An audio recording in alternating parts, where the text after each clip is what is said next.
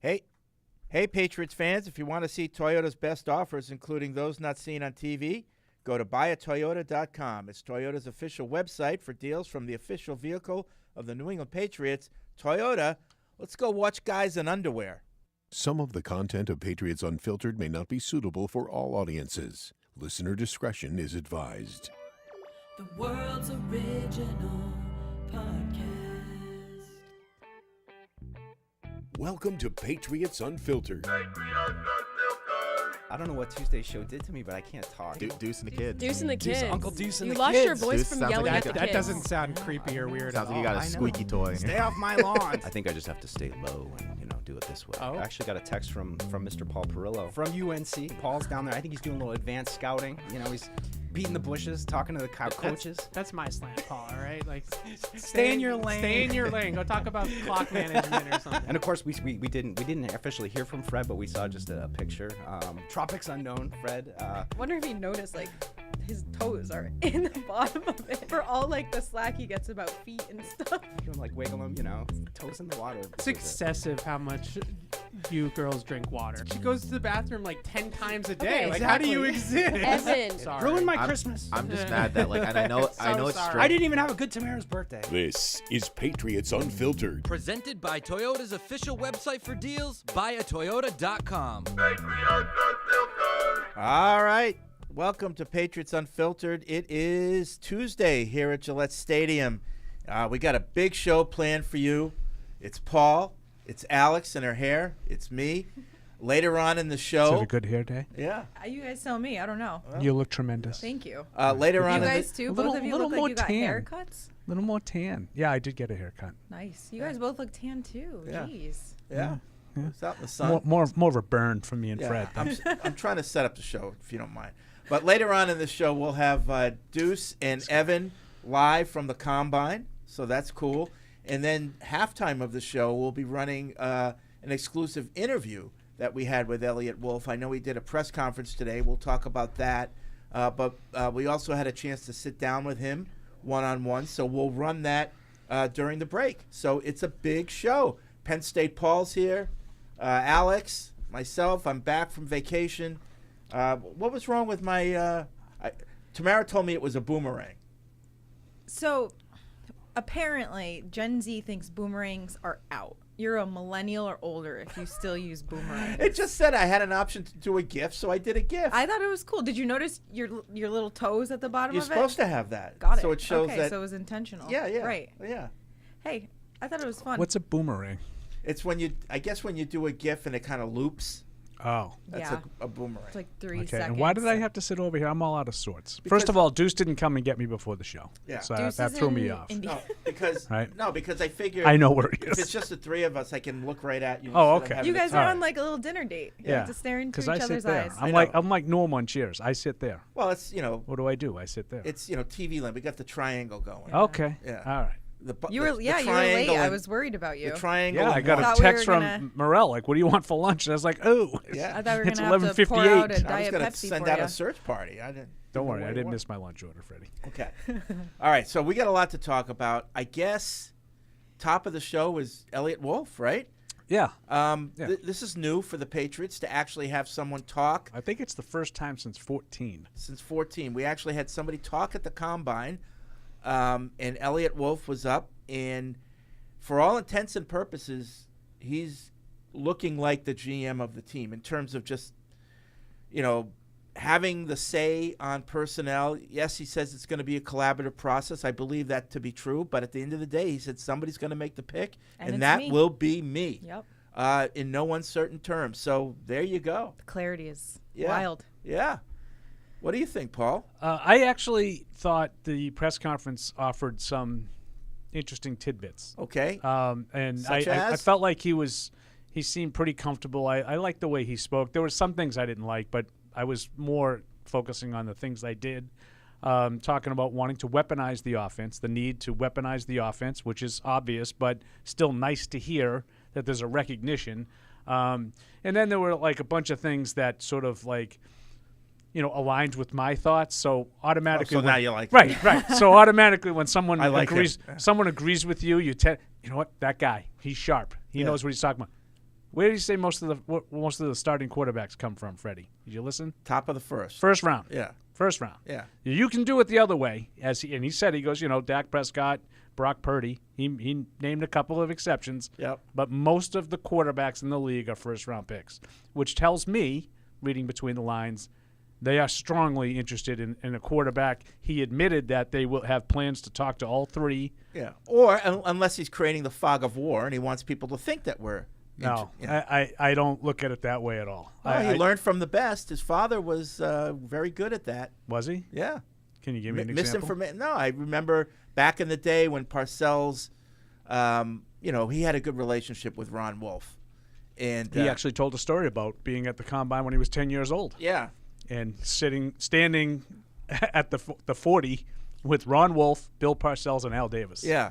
And not bad when you're 10. And I don't know if it was him or it was said during Parcells, but like Ron was a master of, deception. Yeah, I'm going to take him at face value. I mean, we can go and just say they all lie. I don't think they all lie, but I think that some of those things. It's not a lie. It's a lie. It's a football. If he doesn't think you need a quarterback in the first round, that's a lie. It's a football fit. So I think that that was something I found interesting.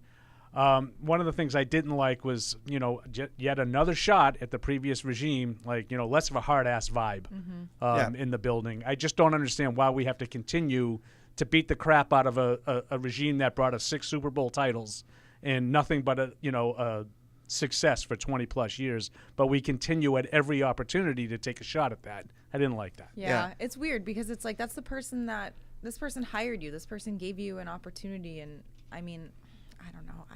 It doesn't sit well with me, but I'm soft. Yeah. But I was more there were a lot more things that I did like, and I'll focus on those as opposed to the negative, Fred. I'll let Felger and Maz talk about the negative. No, but I thought it was interesting that he's coming out and saying things like that, which tells me that it was maybe more of a deal than we thought it was. Well, it was really interesting, too, that those comments were made coupled with, we have a new mentality going into this draft. It's less going to be fits and more just like player skill, who's available. Yeah, I thought that was interesting, too. I saw Evan tweeted that out, so I jumped on it. And I don't know exactly what that means because I don't know enough about scouting. If you don't know what your offense is going to be yet, there's no fits. No, but I think it makes it. The point was, it makes it easier for the scouts to sort of just say, "This guy's the best." I think this is the example you use. This guy's the best. This guy's the worst, and we'll slot these guys in. There's been as opposed to this guy is the best. He's a but prototypical not a fit for Patriot. our team. Like it seems like that prototypical Patriot. Like they're really starting over from that. It's like there's not going to be that model anymore. I got the same impression mold. Alex did. Yeah. I like that. Yeah. And again, I don't know what the ins and outs are because I'm not a scout. I don't know exactly what the grading system is. But I do think, and listen, we're nitpicking here. I'm sure they're smart enough to know you can't just take anybody.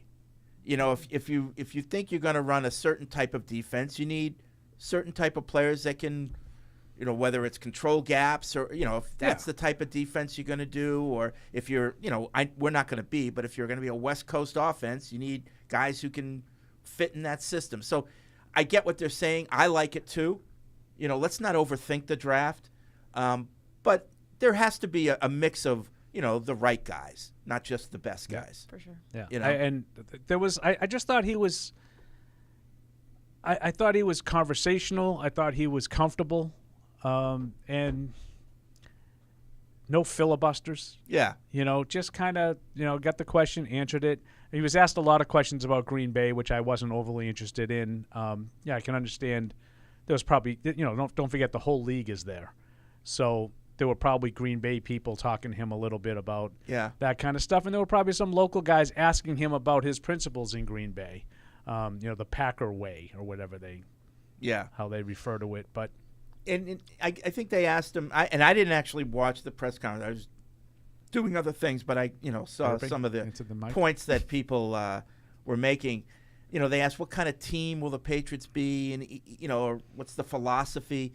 And he said, it's going to be more of like a development, like, that was the other thing I loved. We want to focus on young players and develop them within. Yeah. Which is very much a Green Bay tenet. Yeah. They're not a huge free agency team, Green Bay. They never have been. Well, some people would say because they're cheap, but they haven't had the cash that other teams have. Well, I think the first thing is probably more accurate. Yeah. Well, and that's why they're cheap. Yeah. But But I like that philosophy because I don't think you can win doing it in free agency. Yeah. You can augment in free Right. agency. no, you must draft well in this league. Well, draft whatever, but you need to keep your players and you Yeah. need to maintain your young core. Yeah. They haven't done a good for as bad as the draft has been the last say 8-10 years. The decisions to let the draft picks that have worked go, which is kind of all of them lately, I think has been just as bad. That's how you lose your solid middle class that this team has always sort of been built on. It could also be an indication that they didn't like the picks that they made, and it's an admission of failure. No, I know, but guys like Joe Tooney and Shaq Mason that was- and Yeah. Trey Flowers and they had some good players that they get to their contracts and if they got them, they didn't get to see the end of the second contract in Shaq Mason. Yeah. Well, they mishandled Tooney. Tooney and Flowers were allowed to just walk after free agency, and That bit them I think so some of bad. those players were valuable players. Yeah. And that forces you to then overpay in free agency to replace them. Yeah. And then when that doesn't work, because we know that that's kind of a quick fix Yeah. and not really for the long term, And you get back to rebuilding. Along those lines, he did say that they've talked with Onwenu, they've talked with Duggar. In other news, from what I read, Onwenu fired his agent. Yeah, he said that. And on now Twitter. he's repping himself, which isn't a good idea.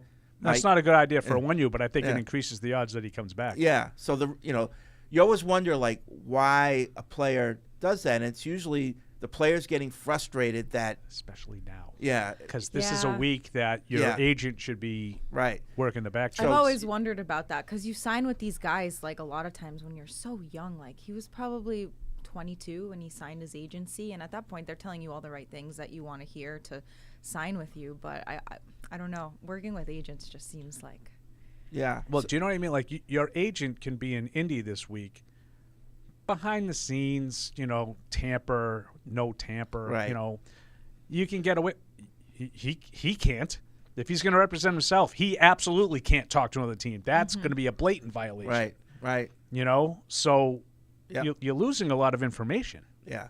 or the opportunity to gather information, I should say. Yeah. So And you then- don't know. Odd timing. So you don't know if he's upset with his agent because he's not getting enough play Yeah. from other teams, Yeah. or if he just wants to sign here and his agent is right. not, Maybe wants him yeah. to push for more, but he's Yeah. But even content. if he Yeah. wanted to sign here, I don't see why you get rid of an agent. Now, maybe he's getting rid of the agent already knowing he's signing with someone else and this is a moot point.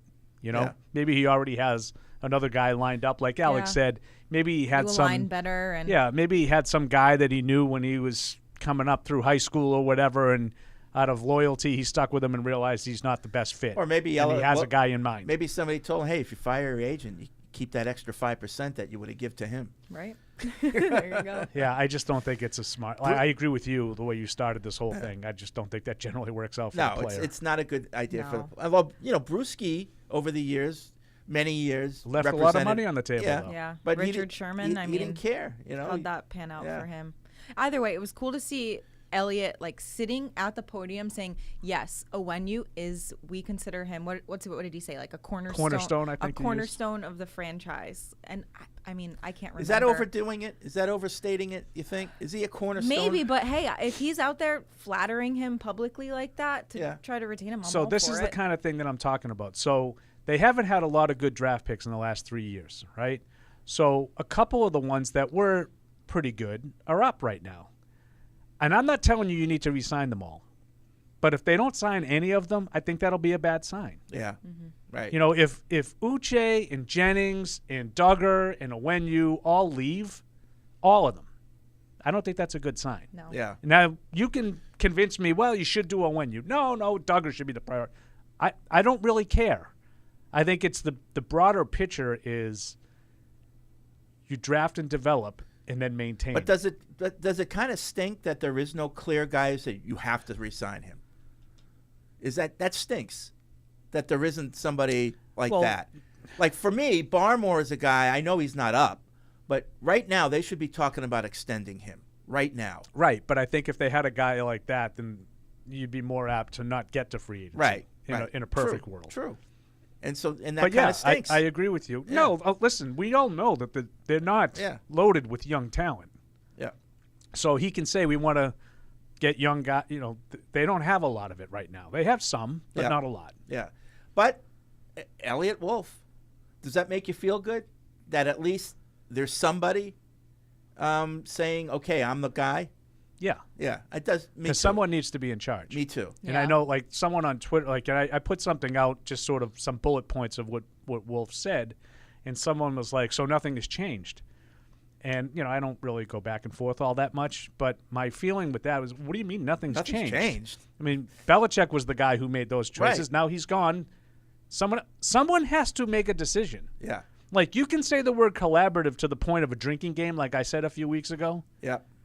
That doesn't work when Alex wants Right. Jaden Daniels and Fred wants Drake May and Paul wants Caleb Williams. Yeah. Someone needs to be the adult in the room and say, okay, all due respect, we're going to go with Caleb Especially Williams. when you get past the first round. In the first round, can't. it's a little Someone's easier got to to have be a in charge. consensus. But when you get into third, fourth, fifth round, So many moving different guys pieces. have their guys. Like, I'm the area scout for the Midwest. I've been looking at this guy all year, maybe his whole career, and I really like him. And the guy in the South, somebody has to, arbitrate that.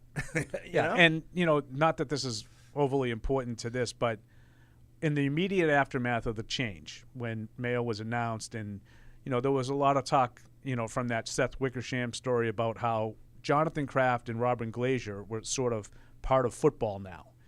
And I think this alleviates, I never really took it literally in the first place, but some people did, and I think this should alleviate some of that fear of having quote-unquote non-football people involved in the decision-making process.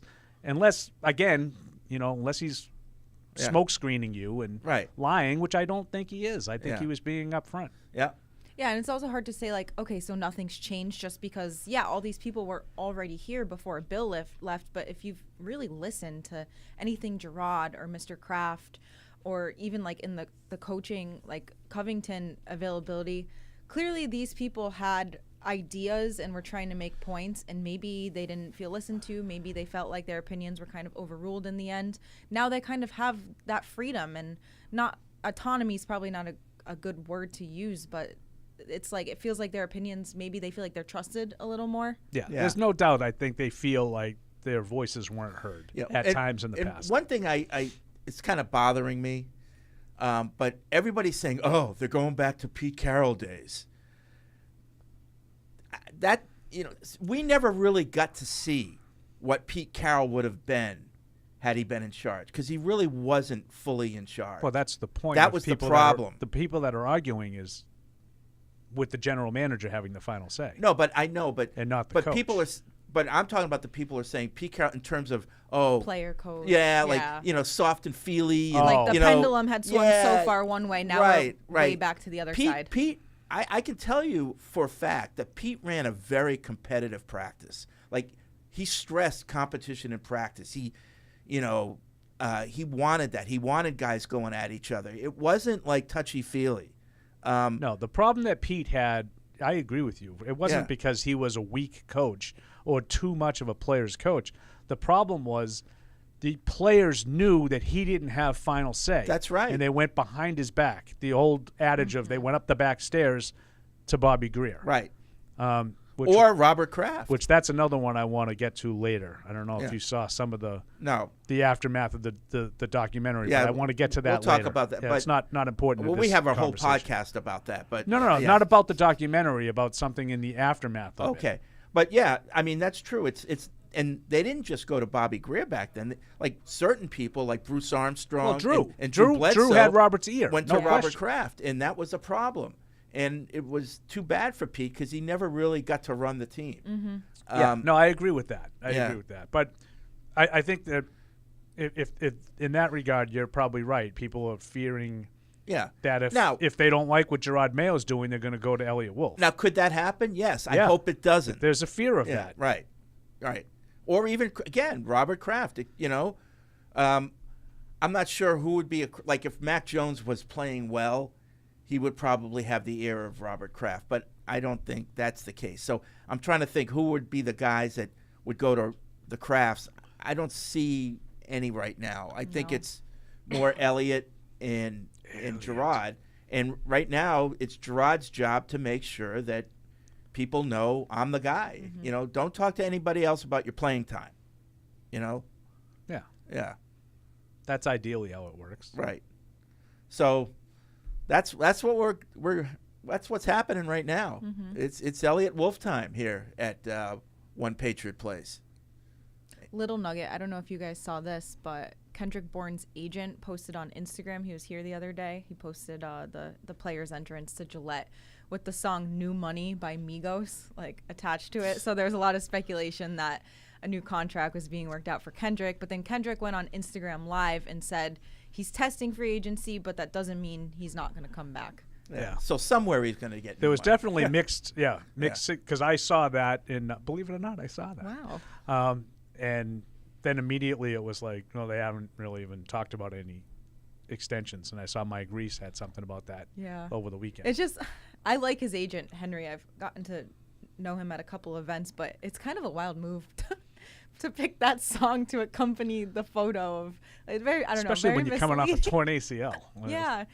And the song is New Money.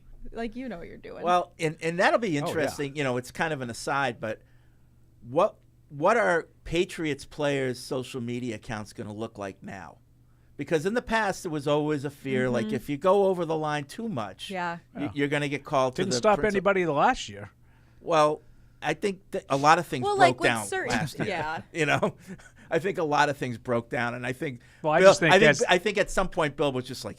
I just think as whatever, the years you have know. gone on, more and more of the players that are coming into the league are coming in like Alex. They're coming in celebrities already. And they're already like Yeah. you Hair, tan.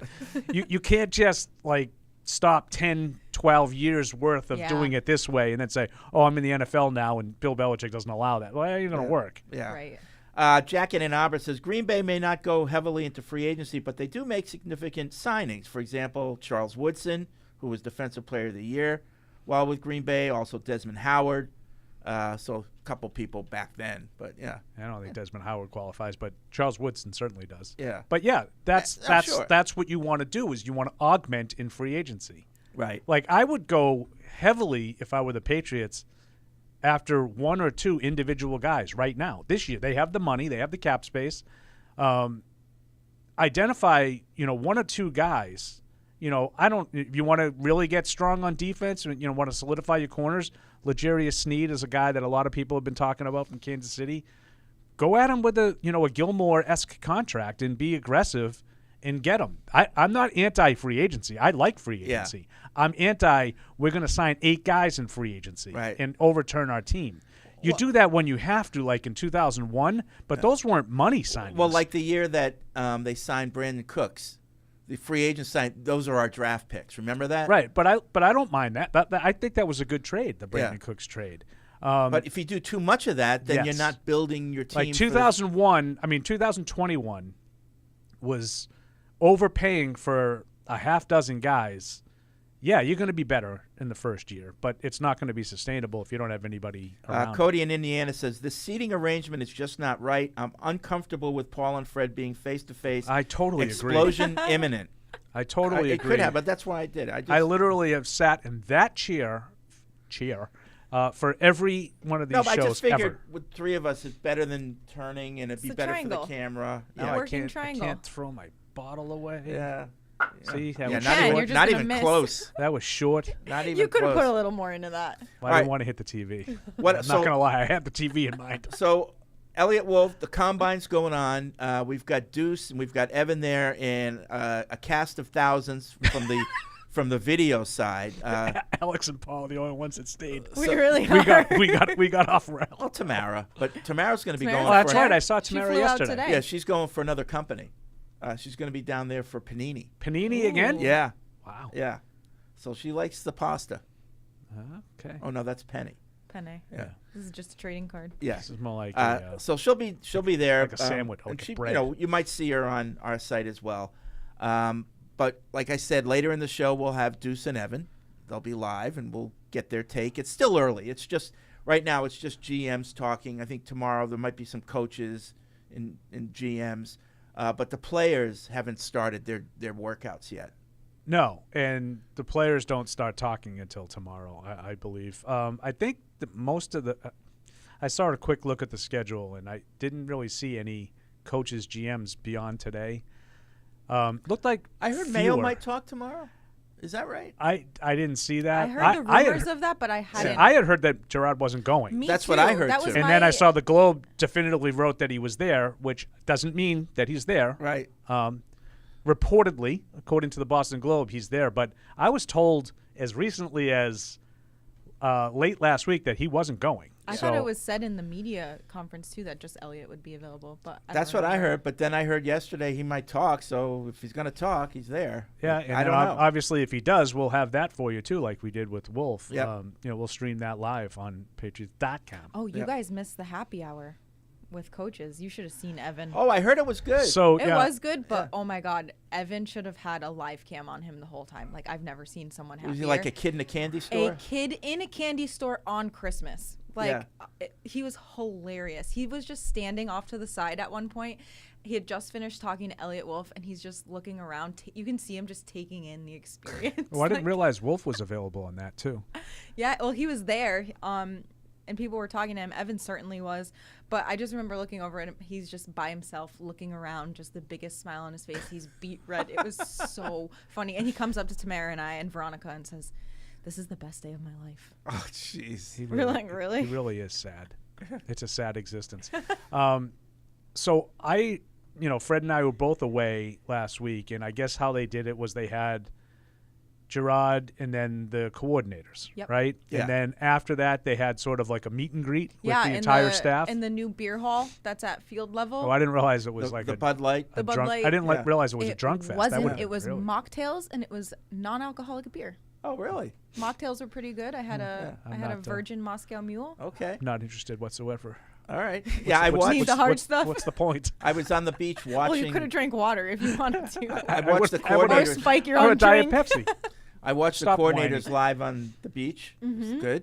Yeah. So this is funny. This was very well received, by the way, to the point where none other than Andy Hart reaches out to me Wow.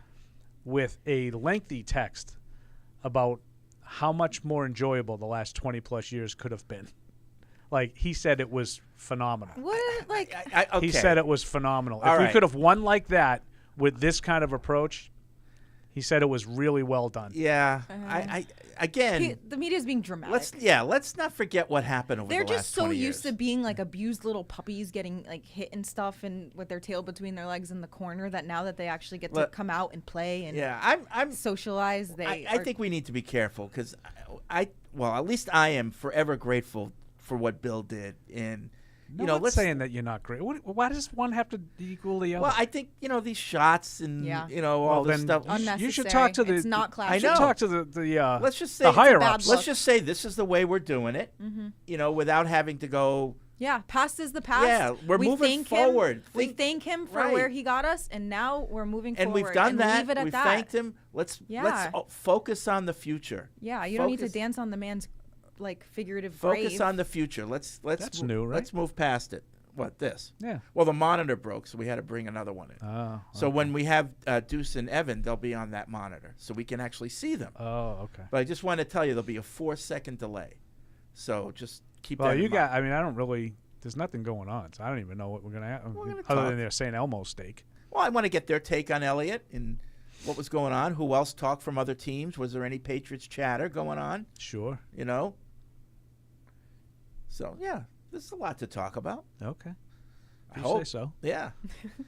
All right, 855-PATS-500. Any other news that we need to get to, Patriots or otherwise? Any stuff going around the league that is of interest So to you? I what had happened with something- Taylor Swift's brother? Is he in trouble? Oh, I don't know. I didn't hear. How did I miss He this? punched somebody or pushed somebody or Oh. something. Oh, her dad. Really? Yeah. Scott. That's Scott. surprising. He's like a Punch the button- paparazzi. Oh, okay. He's like a buttoned-up stockbroker guy. Like, that's really surprising. Okay. So there's that. There was another fight. Cam Newton fighting off some kids. You know, what's going on with Cam Newton? Why does he get disrespected at these 7-on-7 camps? So what I saw, I didn't verify this myself, but apparently Cam was trying to break up a fight that was already happening. Yep. And then he caught a stray. Somebody gave him a sucker punch? Yep, someone sucker punch. But just the photo of him like fighting off 7 people at once just with ease was hilarious. And he's got the hat on. With it never fell off. Yeah. It never The fell hat off. never came off. The hat never came off. But why does this happen to him? Like don't he was know. at another one where these little kids were like just dissing on him. It's shameful. It's like, it's so shameful. He's Cam Newton. I know. Like, have some, I don't know. give him a break. Have He's some out there respect. helping kids. Well, If I were him, I would just be like, all right, screw all of you. Right. Literally screw all of you. Right. No it good is. deed It goes is odd unpunished. that something like that would happen. That team passed on me. Yeah, that's not odd that people passed on him. But an item that I found interesting. You see some of this stuff with Marvin Harrison? No. He is Senior or junior? junior. That is one of the rare ones where you probably do need the junior. That kind of annoys me. That like trend of the last 10 years or so. But he does have a famous father in the same line of work. He is not only not going to do anything he's not going to the combine at all.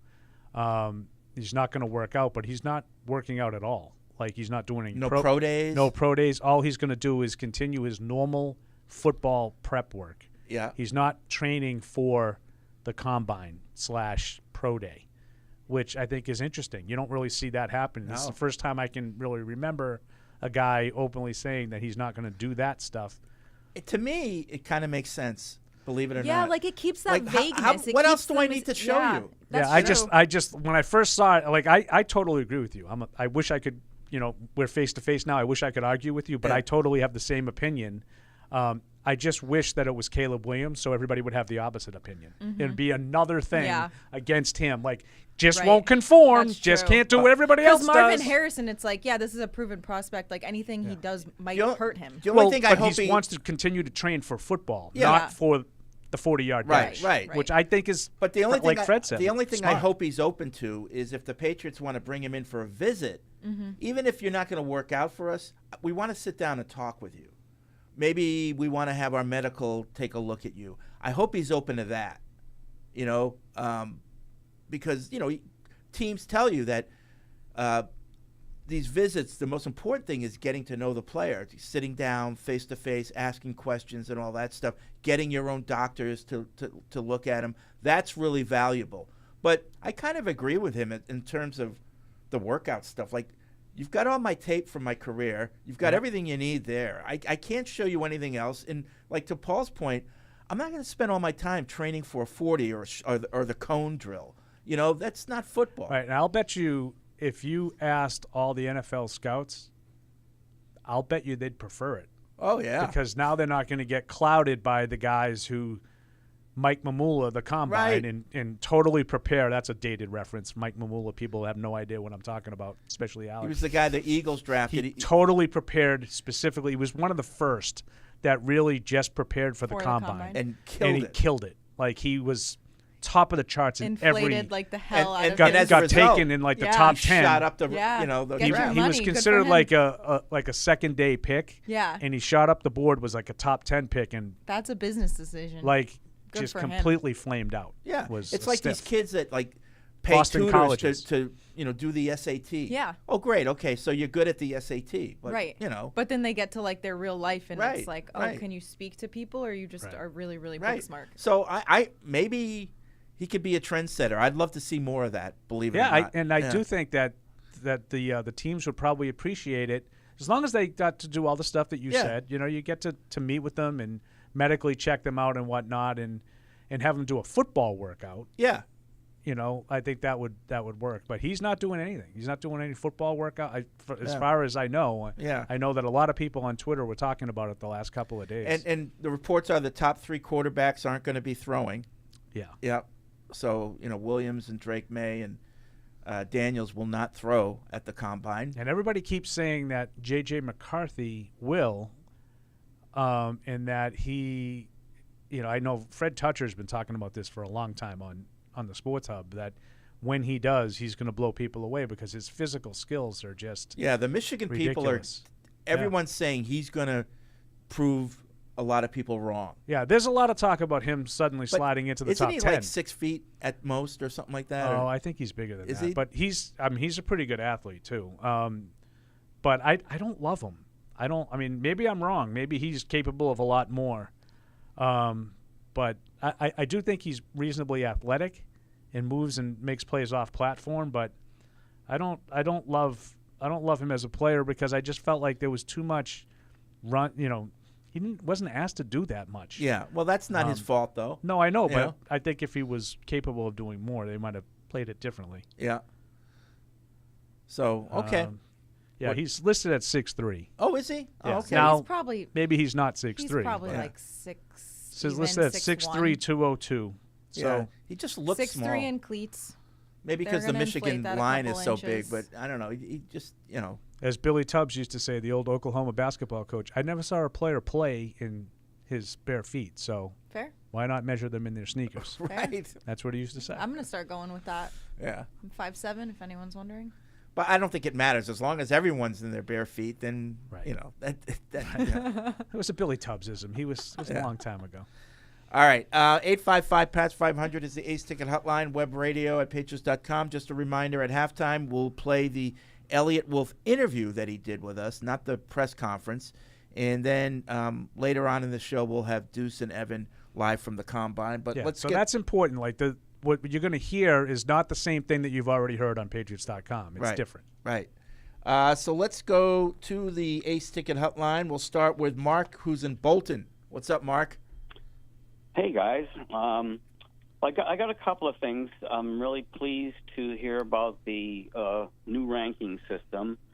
I've had problems with the Pats in the past. I just think that there was a disconnect with value of how other teams view the players that you're interested in, and some of the trade-ups, for example, throwing away fourth-round pick for Duke Dawson. They had to have Devin Asiasi, so let's throw away a fourth-round pick there.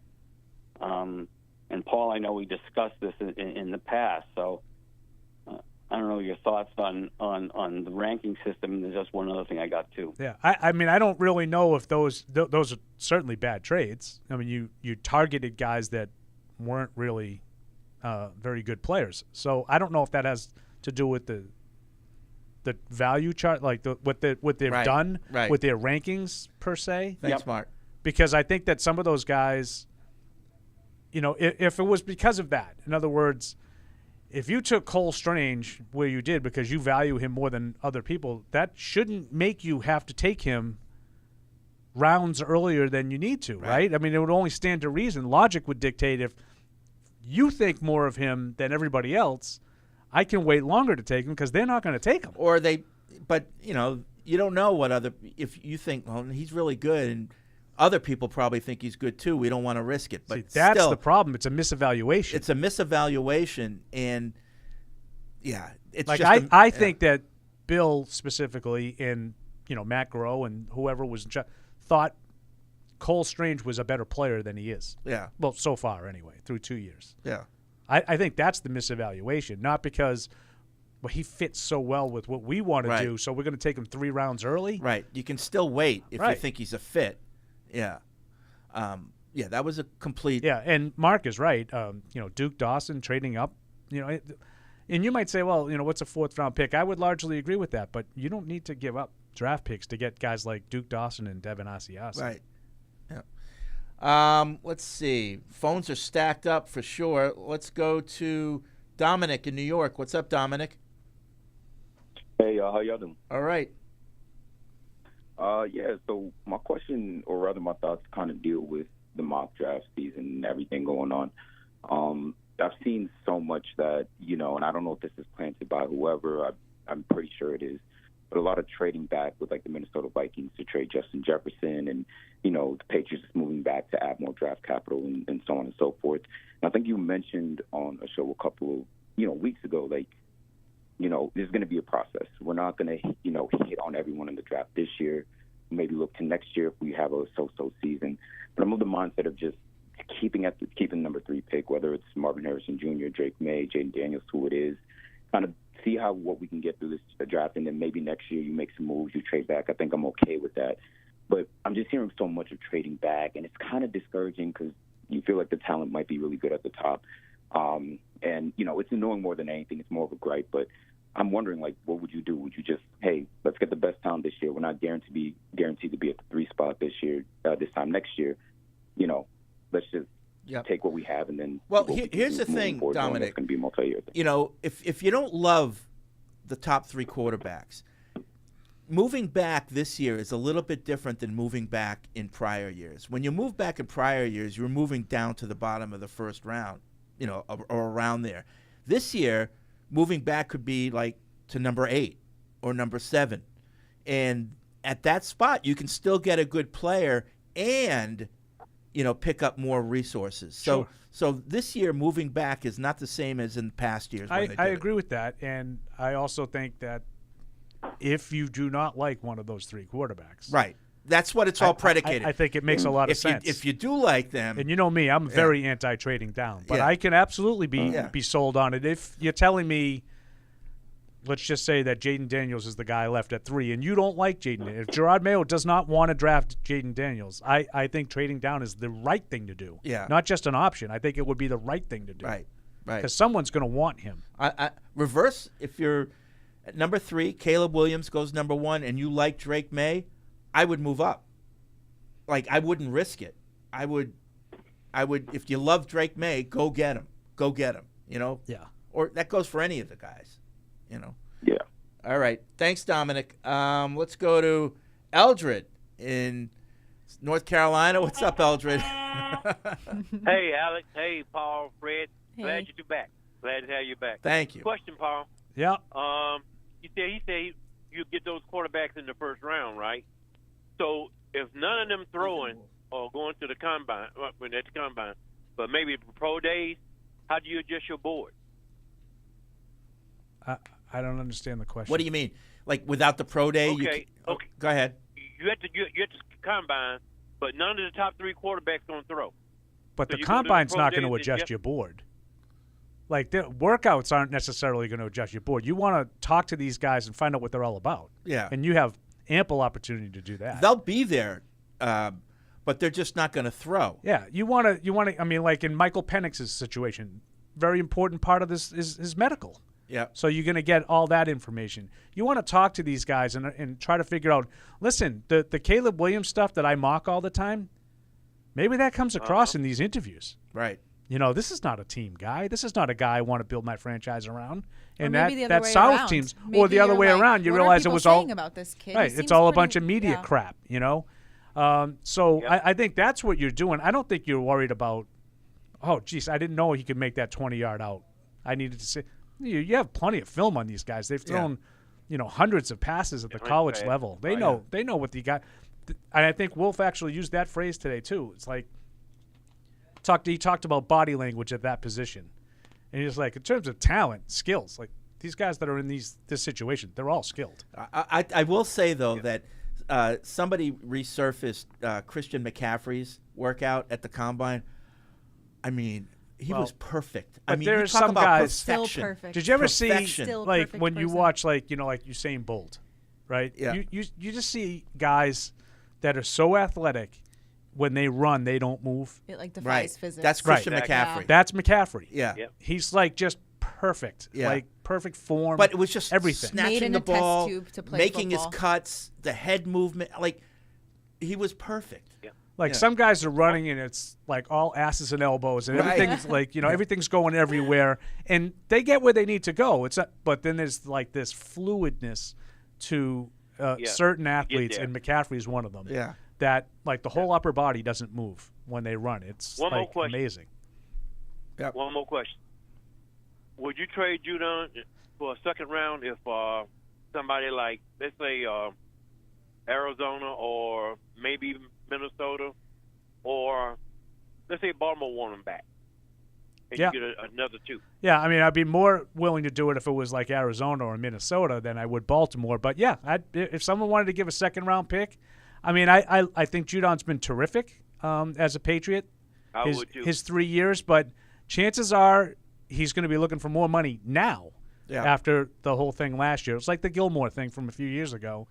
You know, you paid a little on the future to satisfy him in the present. He's going to be looking to get that back. He's probably not going to be part of your next really good team. Yep. I think he's a candidate. Thanks, absolutely. Eldred. I had a bone to pick with Eldred. Driving back from the Carolinas. Yeah. Him and his ilk all over the road, Freddie, dominating the road, those 18-wheelers. Oh, is that right? They're in and out of the left lane, like cutting back and forth. Can't do that. Yeah. That's bad driving. Yeah, it caused me to get a speeding ticket on the way home. No way. Oh, you got a speed. What state? Virginia. Oh, Oof. okay. Yeah. All right. Yeah. How much? How much? I don't know yet. Didn't check. What was your MPH? He wrote me down for 85 and a 70. Oh. Oh. I wasn't going that fast. No? But That's I mean, kinda I'm not lame. going to argue. I mean, On like 95? I'm on the side of 95 in Virginia. That's insane. With my because family. I was people like, drive- "Yes, sir." I went all 10 and 2, Freddie. Yeah. Yes, sir. Thank you, sir. Yeah. People fly down 95, like 80 standard. Like that's Well, the the speed limit was 70, which I always sort of like. You could push it to 80, and that's generally where I sit. I don't ever really go higher than 10 that. over the speed. Now, I'm not going to control, tell you 79. that. I'm not going to tell you that I've never like gone around somebody who's going a little bit slower, and at the time I go around, I'm up to 85 or whatever just to get around. And I think that might have been what happened. Of course, he was hiding in the woods, and he was nice enough, but I couldn't say anything because I don't want to get in trouble. Yeah. But there's no way I was going 85. Yeah. And guys were just flying by me. Yeah. Because I was in the right. He saw that Massachusetts plate. Yeah, absolutely. I got myself one. Absolutely. You were targeted. And I was. It was a 2-lane. It was 2 lanes at the time, and I was in the right lane. Yeah. Are you going to drive down to Virginia to appeal that? And he knows that. I want to look at played your Virginia tax. I haven't gone. Like he explained. Like this is the date, and if I want to appear, and I go online to find out, and if I can fight it. You can maybe do a Zoom If I can hearing. fight it over Zoom, I Yeah. will. Obviously, I'm not going to Virginia to fight it. Yeah. But I got one in what are you gonna Maryland about 5-6 years ago. Is it still on your insurance? No, it was longer than that. I was Okay. down one of Connor's tournaments. Because I was like the speeding ticket, no matter what, is on your insurance, right? Like it's not like it doesn't have to be. It tagged. depends on the insurance company. Like sometimes they have that one forgiveness, one strike. Because I haven't gotten a speeding ticket, and he came back. He goes, "You have a spotless driving record." But I'm still, and I was like, I thought for a Cut me second, some slack. Right. Come on. Trying to get that quota. Yeah. You're endangering your family. See, I thought if it was like driving to endanger, I knew that was automatic for Right. me. But he didn't cite me going fast enough for that. He said. Yeah, that's like when you get into like 90. I also wanted him to show me the reading. Ethan's in Western He had me at Kentucky. 85. What's up, Ethan? I didn't say that though. Hey guys, what's up? So we hear like what everybody else wants to do in the draft, and really, I look at it 2 ways. You can either be aggressive, you could try to force the quarterback at the 3 spot, and then target guys like Tyron Smith, or maybe take a chance on Becton for your tackle position, Calvin Ridley, all that. Just try to hit home runs in free agency in the draft, or you can kind of take the less aggressive approach, trade down to 8 or 11. Maybe get your receiver for next year, all that. But I just kind of wanted to hear what y'all's thoughts were on it. If you guys were in Elliot Wolf's position. Yeah, there's no way you force anybody at 3. I don't care, quarterback or there's no reason to do that. So, like I said, well, I mean, that's probably what's going to have to. Right. I feel like Kraft has a lot of pressure, and so do the fans and everybody, that we want to win next year. We don't want to go No. 7-9. There's no even pressure to 8-8. win next year. None. Okay. Yeah. I mean, there isn't. I mean, this is a brand new regime. Brand new coach. Everything. I mean, there's no pressure to win Where I next think year. there might be pressure is to create some excitement and some hope. Do things that show the fans that you know what you're doing. I think the that pressure you have is a plan. to just not be a joke anymore. Yeah, like, but I don't Elliot think Wolf today said, get us back to respectability. Right, but I don't think that's going Okay, so with to. that being said, you're not going to force the quarterback unless maybe May's your guy and he falls, or maybe Jaden Daniels is your guy, whatever. So if you don't get your guy, say our guy's May, and he gets taken 2nd overall, do you try to trade down to acquire more assets, or are you going to take Marvin Harrison? No, Jr.? then you. I think I would trade down. Yeah, I think you trade down. But here's the thing. I like all 3 Ethan, guys though. When you say, May's your guy, and he went at 2nd.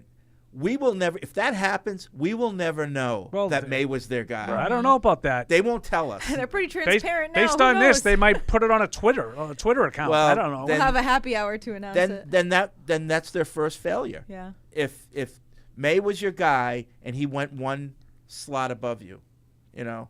Yeah, and you won't find out immediately, but you might find out. You might find out, but especially if May ends up being Have you good. guys been watching the Dynasty? Of course we have. We have a podcast that wraps up each episode. I know that. So Yeah.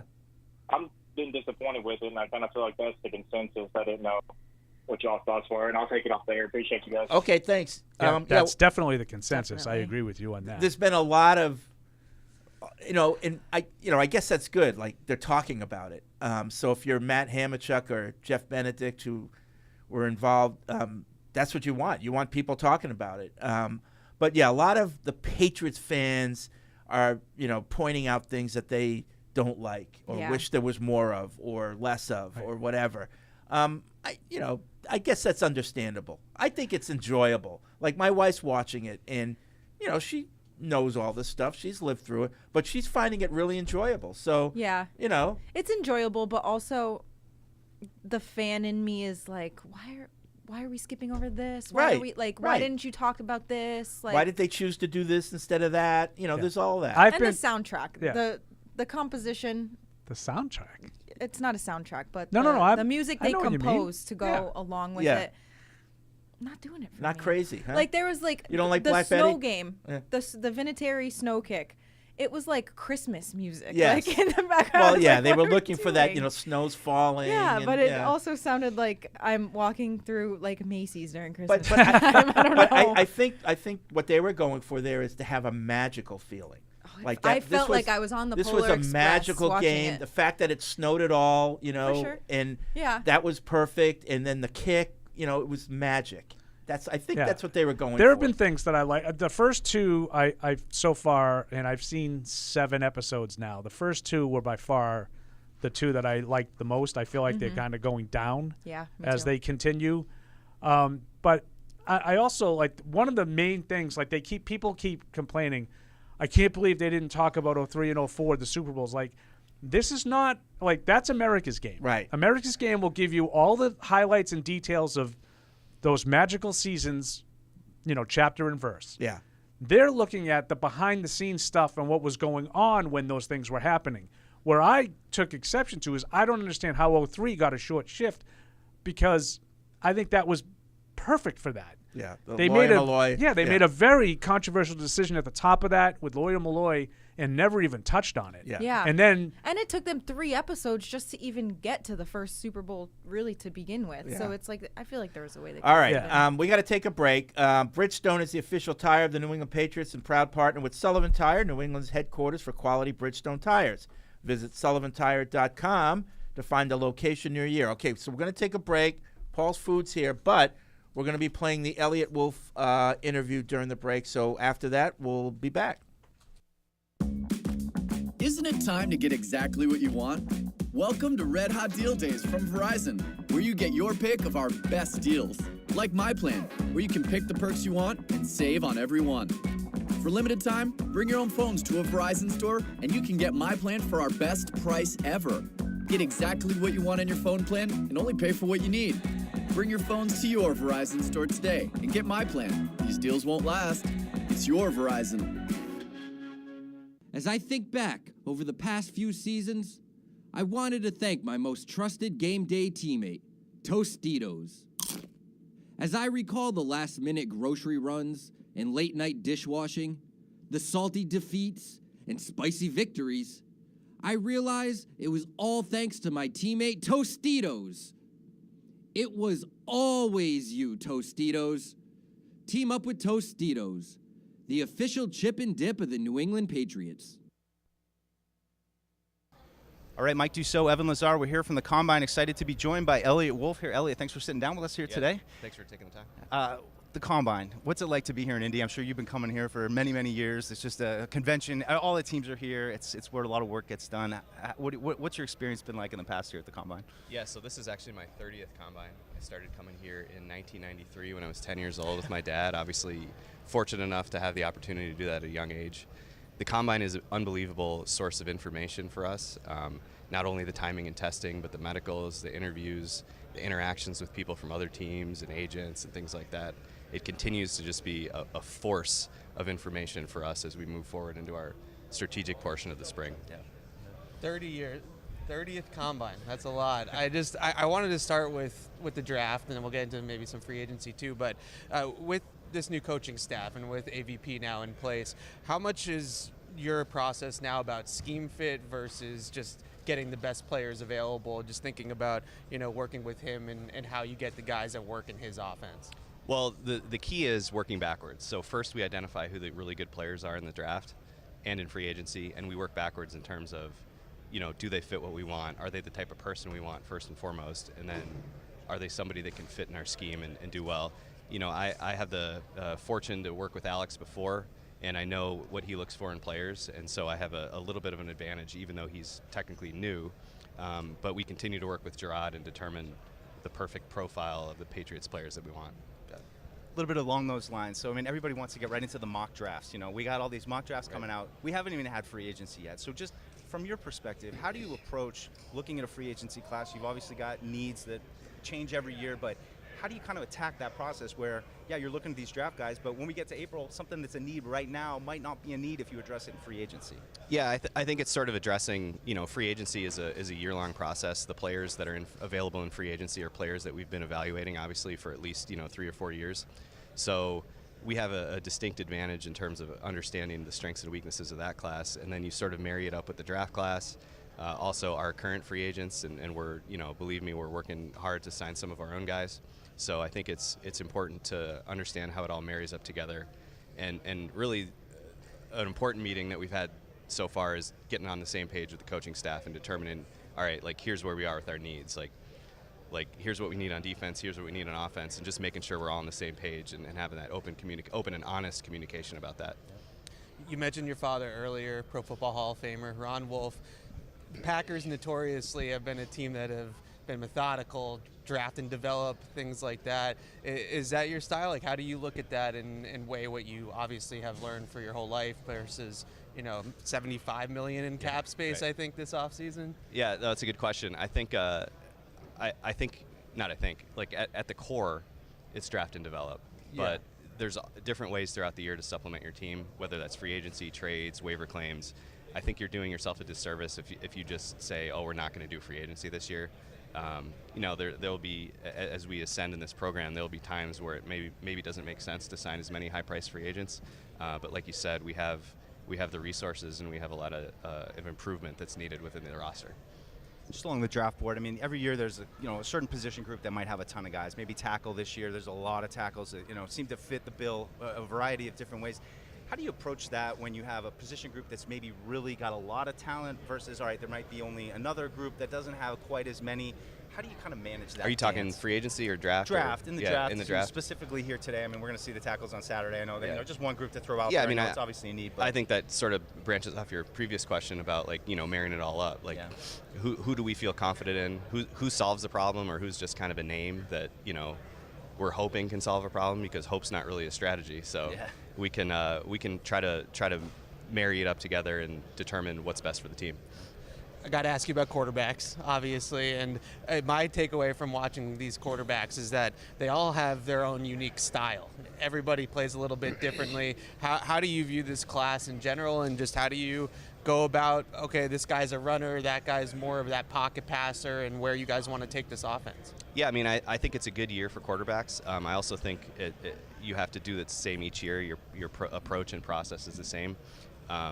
Every player has strengths and weaknesses, and we have to determine, what we can live with and what we can't. One trait that I'm really excited about all these quarterbacks have, at least at the top of the draft, is they're all really tough guys. So, that's a great place to start at any position, but particularly quarterback, as the defensive linemen get faster and stronger, and these guys get hit more often, and durability is really important. So, yeah. Guy like Jaden Daniels, though, maybe a little bit too Wile E. Coyote sometimes. I'm just saying that. You don't have to say that. We'll just let that one hang. Just regards to the process here, where we're going to get to hear from the guys at the podium. You guys will get to talk to them behind the scenes. We'll see plenty of testing numbers. Somebody will probably run a 4.2 something, and everyone will be talking about them. Just for you and your perspective, what's the most useful part of this weekend in terms of stacking that draft board and figuring out what's going to fit you guys best? Probably not a real sexy answer, but I would say the medical information. Just being able to get medical information and history on all these guys is really important because it helps us determine, who's a risk, who's not a risk, and, who we can live with and who we can't. So, A couple more. Franchise tag. I'm just curious, you got a couple guys, Kyle Duggar, Mike Onwenu, two really good players the last couple of years. Is that something that you would not like to use? Like, I feel like it's a big cap number to be holding for 1 year on your team. So how do you view the franchise tag as just a mechanism, not necessarily about those specific players? Yeah, I would say it's an option, and we'll keep all options open. We're going to try and do what's best for the team. Sometimes, that may hurt some feelings, or maybe something where nobody wants us to use it. But I think everything is on the table and open at this point. And just in regards to those guys specifically, I mean, we'd love to keep those guys. Those guys are part of our core, and we're excited to continue to work with them to try to make that happen. Just one more for me. You said you've been coming here for 30 years. You're about to take the podium as, representing the Patriots. Just, what does that mean for you to be able to stand up there and represent the team and take a bunch of questions from us? Thank you for asking that. No, it's a tremendous opportunity. I want to thank Robert and Jonathan Kraft for allowing me this opportunity, and to work together with Gerard has been really exciting so far. And it's almost surreal. It almost feels like, because I guess historically the Patriots haven't had somebody at the podium.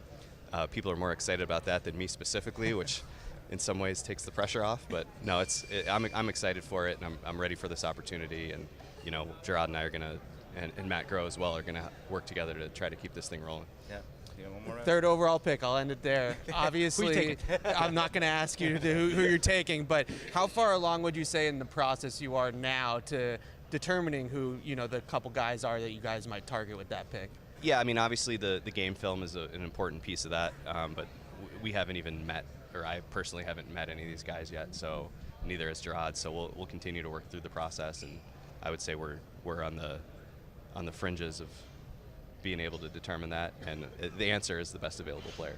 Yeah, because with quarterbacks specifically too, it seems like this part of the process matters a lot, right? Because of the mental, the leadership, all that kind of stuff. Exactly. And that's, again, at quarterback, it does matter, but it matters at every position as well. So. All right, Elliot Wolf, thank you so much for sitting down with us. You said you get to represent the team at the podium. We have never had someone sit down with us, so thank you for taking the time. We really appreciate it. Yeah, of course. Yeah, thanks for having me. All right. When someone accidentally threw away the school play costumes, Oh no. replacements were shipped with FedEx. And with picture proof of delivery, everyone could focus on the perfect opening night. FedEx, where now meets next. For residential delivery only. And now, great moments in history. You never get into what is that hideous shirt you're wearing. It's a Kermit the Frog color. Is that chartreuse? It's a polo. No. It's a green polo. That's not green. It is green. And it's got mustard all over the front of it. It's like almost like the color of my Granny Smith apple. But that's not green. That's lime. That is green. That's chartreuse. That's a good point. Ugly shirt distracts people from his face. Wow, he's just so mean. I can't believe you ruined that Meanwhile, shirt. what is that bag that you're wearing? That's another great moment from One of the rare times they had to defend Eric. I know, that was kind of strange. Andy, the truth is never mean. But how it's presented can be mean. Right. Well, plus that doesn't necessarily mean it's the truth. Right. Because you think it's the truth. Right. You know what? The show's brought to you by the Massachusetts Office of Travel and Tourism. Great memories are made in Massachusetts no matter how you choose to make them. Indoors or outdoors, scenic views or city vibes, solo or family style, whatever moves you, whatever the season, plan your perfect Massachusetts getaway at visitma.com. So there. Okay. Yeah. Yeah. What were we talking about during the break? Well, I was Oh, asking, schools. I was asking High about some Point. schools. I hit, I think, 7 schools. Yeah. Down there. You're on the school It was tour. cool. Yeah. Where else did you go? I didn't go that crazy because my kid couldn't get into any of them anyway. Yeah, so. TJ will have some options. I don't think he'll have, unlimited options. He's not that level of student, but he'll have some options. We went to the College of Charleston, the Citadel, South Carolina, North Carolina State, Elon, High Point, Coastal Carolina. So on the way there, Paul got a speeding ticket. We have on the way back. A couple people have some advice for Paul. Oh, this is. Yes. I brought it up for a reason. I didn't think you guys would let me down. Mark says, I suggest you fight the Virginia ticket, as anything over 80 is a misdemeanor in Virginia. There are lawyers that specialize in that area that won't cost that much, and it's so worth it for them to plead it down for you. I drive back and forth from North Carolina to New York, so I'm very familiar. Thanks for all you do. I'm an avid listener. The team's the best. So he says anything over 80 is a misdemeanor. Okay. So you should. And then Ned in North Carolina says, sorry about your speed trap experience in Virginia. Speeding tickets are a little different in the South. You can choose to just pay the fine and be done with it, Yes. or you can pay a lawyer to negotiate the ticket down to an equipment violation. You'll spend about the same on the lawyer, who will go to court for you and negotiate with the DA. You'll have to pay a $30 equipment violation fee and $125 court cost. The cost will be a wash for you, but a lawyer gets most of the money and you don't deal with the points. You'll probably start receiving solicitations from Virginia lawyers soon. Okay. Maybe someone will take it on pro bono for the publicity for you. Do you know who I am? Wow. So if there's anyone from Virginia who is a lawyer or has a lawyer in the family. And you're telling me I don't have to appear, right? You don't 'Cause have that's to out of the They do I'm it not for going you. down there. Yeah. So for a couple $100, you can get it and not have the points on your bill. Probably save in the long run. I Car thought insurance. it wasn't a speeding ticket, but I was going like 10 miles an hour around a curb, and my tire hit the curb, and it was like an old curb that was all messed up, and blew out my tire, like destroyed my door, like 10 miles an hour. So I filed a claim because it was a lot of damage, and my insurance company jacked my costs up, So I challenged it and had my hearing online, and I won. And they took all they reduced my premium. Did you change companies after that? No, I didn't. But they reduced my premium. I didn't get the points. So sometimes you got to fight. Yeah. So just think about it, Paulie Paul.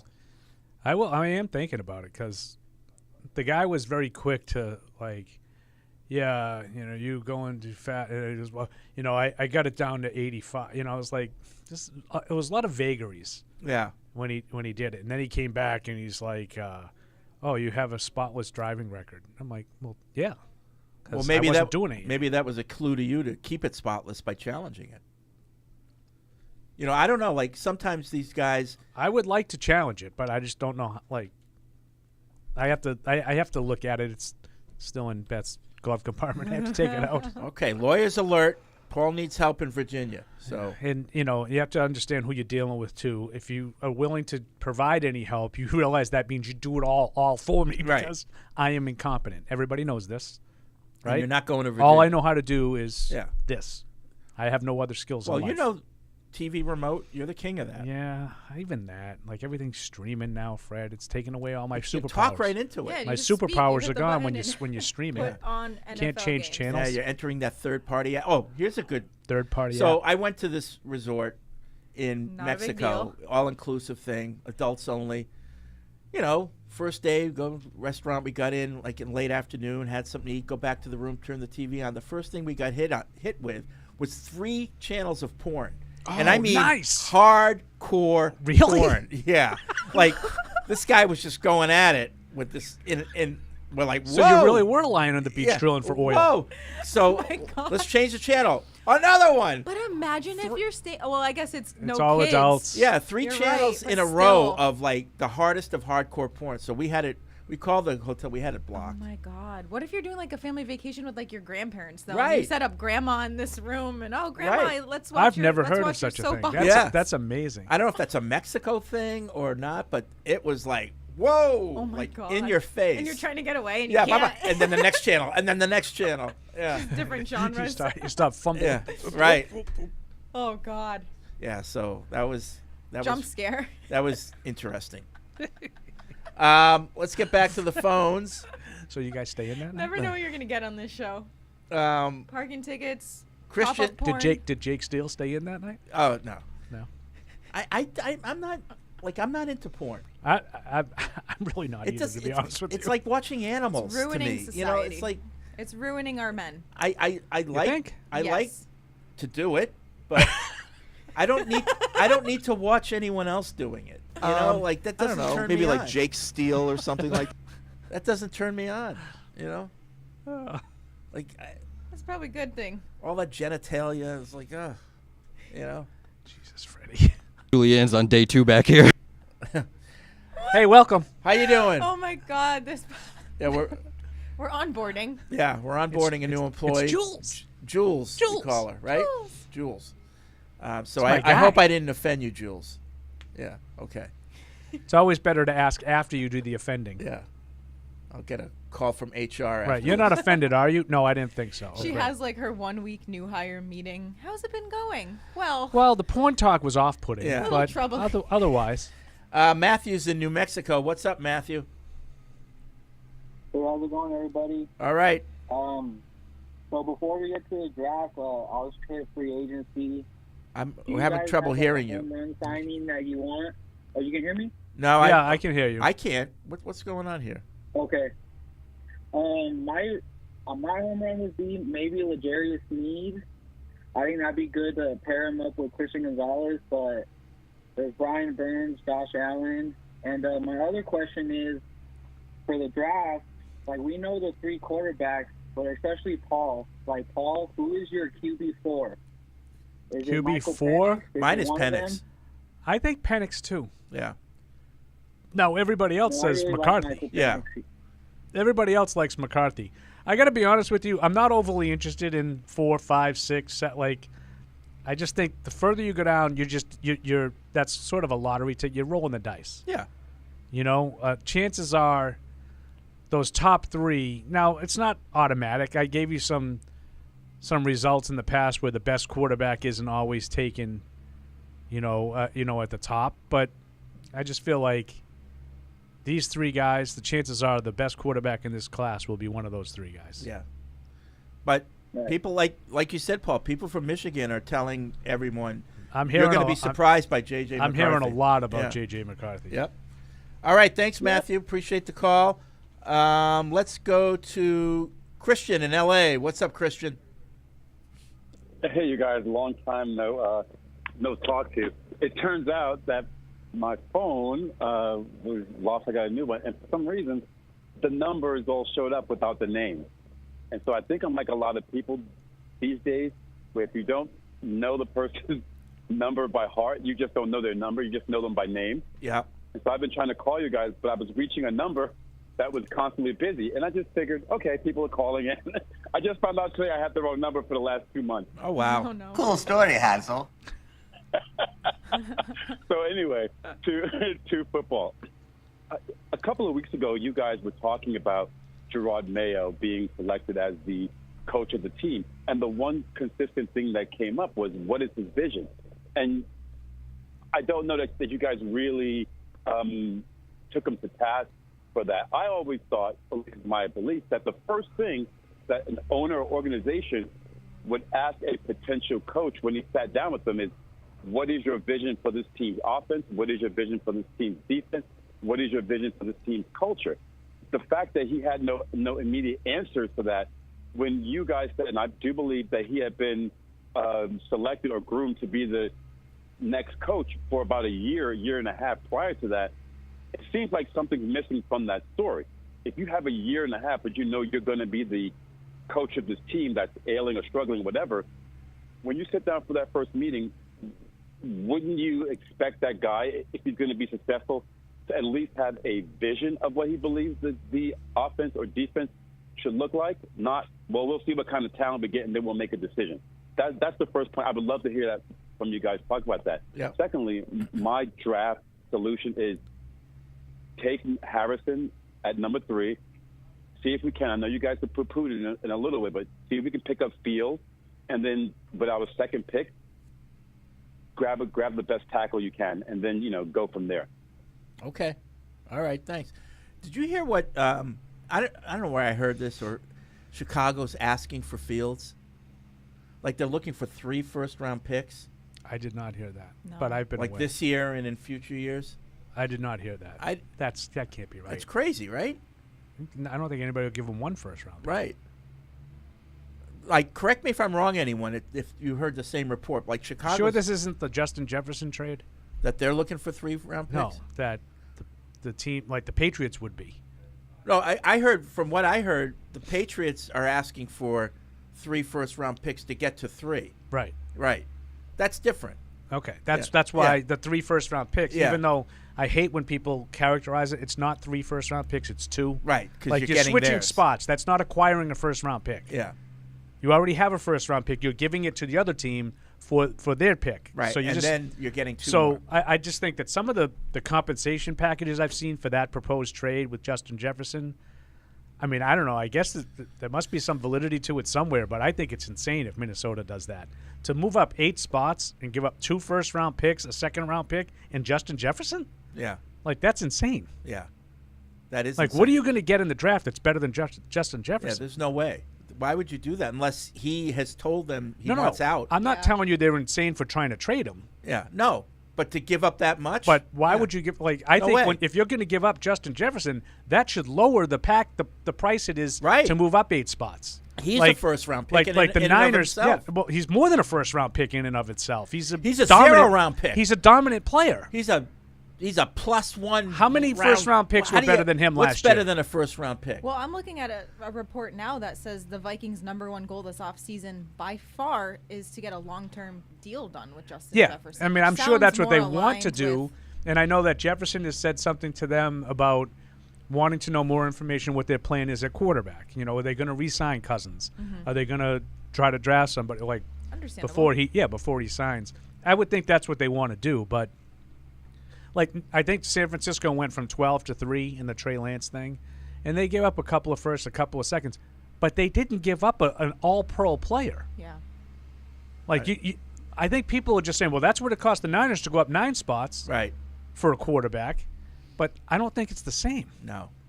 Justin Jefferson is like how many first-round picks in top the last 5 years if have been not better top- than yeah, that? I right. mean, I'm not telling you that he's the best, Right. But how many first-round Right. picks? So that's 32. You know, we're talking about 150 players. Yeah. How many were better than him that were taken in the last 5 That'd years? just be greedy. Right. Agreed.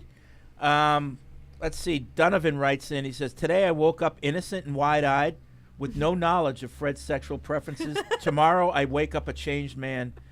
Football. Andy Hart and his podcast crew, Cadlick and others, are leaning on May and McCarthy. Would you guys take JJ if May goes 1 or 2, or would you rather trade down to 7 or 10 at that point? I think you could trade down and get McCarthy. I don't want to trade down and get the quarterback. If I like the quarterback, I'll take him. But I need to do more work on McCarthy. I haven't really done any work on any of these guys, but I'm less familiar with him because he doesn't throw the ball. Yeah.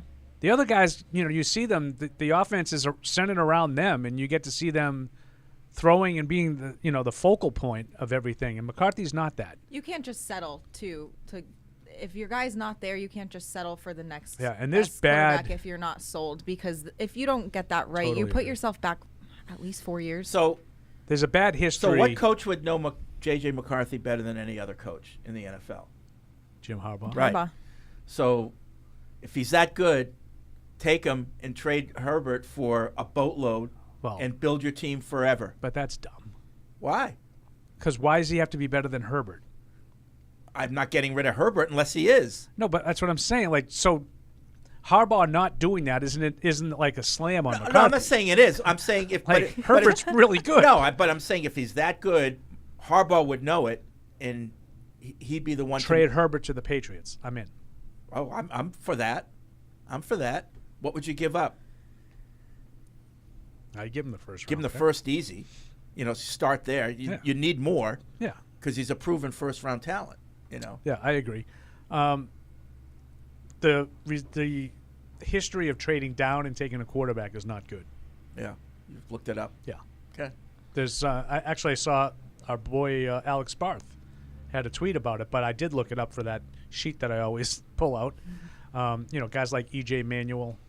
Yeah. Those are the kinds of guys you trade down. Yeah. Oh, we can get him. Yeah, there's a reason why you can get him. That's why. Right. Like, if you want a guy, if you like McCarthy and you want to take him at 8, take him at 3. What's the difference? Yeah. Adam's in California. What's up, he's gone. Holdover from the Hardy days. Ben's in Connecticut. What's up, Ben? Ben! Fred working his magic on the phone lines. Yeah, Ben's gone. Uh-oh. We got T from Virginia. What's up, T? Oh. T. Hey, guys. What's up? Hello? Yeah. Hey, so I was thinking, my question is pertaining to the draft. Number 3 overall pick. I'd be fine with any of the quarterbacks, but I'd really love to see Marvin Harrison Jr. with us. My question, I'm biased because I'm a Florida State fan, but what do you think about maybe 3rd or 4th round picking up a guy like Jordan Travis? Yeah, I mean, I like Travis, but you have not solved your quarterback problem. Well, Like you might. No, the chances of that are very, very slim. Why? Because there's a very slim chance that a 4th-round pick is going to be your quarterback. He's a 4th-round pick because he got hurt, right? No. No? He's small. Okay, I thought he was really good. He is. Yeah. In college. Yeah. I like him. Okay. But he's, you know, I don't know how high he would have been drafted, but he would not be one of these guys that you're talking about in the top 3. No. He But wouldn't. He could be a first round. I don't. Late I mean, first I'll rounder? defer to people that know this stuff. I don't look at him that way. Yeah. I don't think that he was a first-round pick, but maybe he would. Maybe he would have been. Yeah. T, you know any good lawyers in Virginia? Yeah, that's when I heard there was a Virginia caller. I thought I was going to be. I do not. I know the laws here are pretty strict, though. Yeah. Oh well. All right, Paul. Paul is looking down the barrel of the law in Virginia. I don't really even he's mind. up against it. I don't really even mind paying whatever the fine is. It's the insurance that I'm. Right. You know, it stinks. And plus, it's a misdemeanor. I don't care about that. Do something else in Virginia. You could end up in the pokey. I like, honestly, I don't really. Paul gets arrested. You're his phone where's call? that Loserpalooza? What state is It that? used to be in Virginia. It's Would not you anymore. call into the show from jail? Your one call? I would, just because I'm a company girl for the ratings. Yeah, I don't know how that works for the ratings, but no. Plus, I think in prison it's Pepsi. It's not Coke. Yeah. Well, that's good. No, that's good for you. Yeah. So you might like it. It'd be all right. Yeah. Mason's in Ohio. What's up, Mason? Mason. Hey guys, long time, first time. How's it going? Good. So obviously being in Columbus, I bleed scarlet and gray, but I'm not going to ask about Marvin Harrison. I wanted to ask about Kate Stover and wondering if you guys think it would be a good idea to double up on young talent for the tight end position. All right. I don't know so much about him. Yeah, but what are we doubling up on? Tight end. With who? Yeah. Hunter Henry, I guess. Henry and Well, they don't have Kate Hunter Stover, Henry. you know? Well, he's Hunter assuming- Henry's not on the team. He's assuming they're going to get him. I think Yeah. that's a wild assumption. Yeah. Yeah. Yeah, I mean, they don't have any tight ends right now, so I think tight end should be a strong consideration, day 2, 3, early day 3 in the draft. Absolutely. And you know more about, obviously, the Ohio State guy than I do. Evan's not here. He can't regale you with his 40 time and whatnot. But, yeah, I think tight end is a major need. They don't have any. They don't have any under contract. And I'm sorry, if Hunter Henry resigns, you really don't have tight ends. Right. Like, at some point you need, and that's no disrespect to the ability. Henry's been a good player, but my point is, when this team is in contention again, Hunter Henry won't be part of it. Yeah. Right. If you re-sign him, I'm like, you need to find some young talent, like Elliot Wolf said today. Thanks, Mason. I got a bad connection here in my headphone. I mean, in the headphone. Like I move it and I can't hear. Oh yeah, Things are breaking down here. We had to put a new monitor. Button. We need new equipment, Matt. You know that? He's shaking his head. Yes, he knows. You're gonna give Picasso new equipment. He's looking forward to that. We need an equipment refresh, right, guy? Let's see. Craig in Charlotte says the underrated part of last week's show was when Alex, or maybe Tamara, tried to call her Germany trip to McDonald's like an anthropology experiment. That was me. I'll own that. Don't try to church it up. What does that mean? I don't understand. Don't try to church it up, but I was talking about how the McDonald's is in different different countries. They all offer different menu items. It's like an anthropology lesson. Really?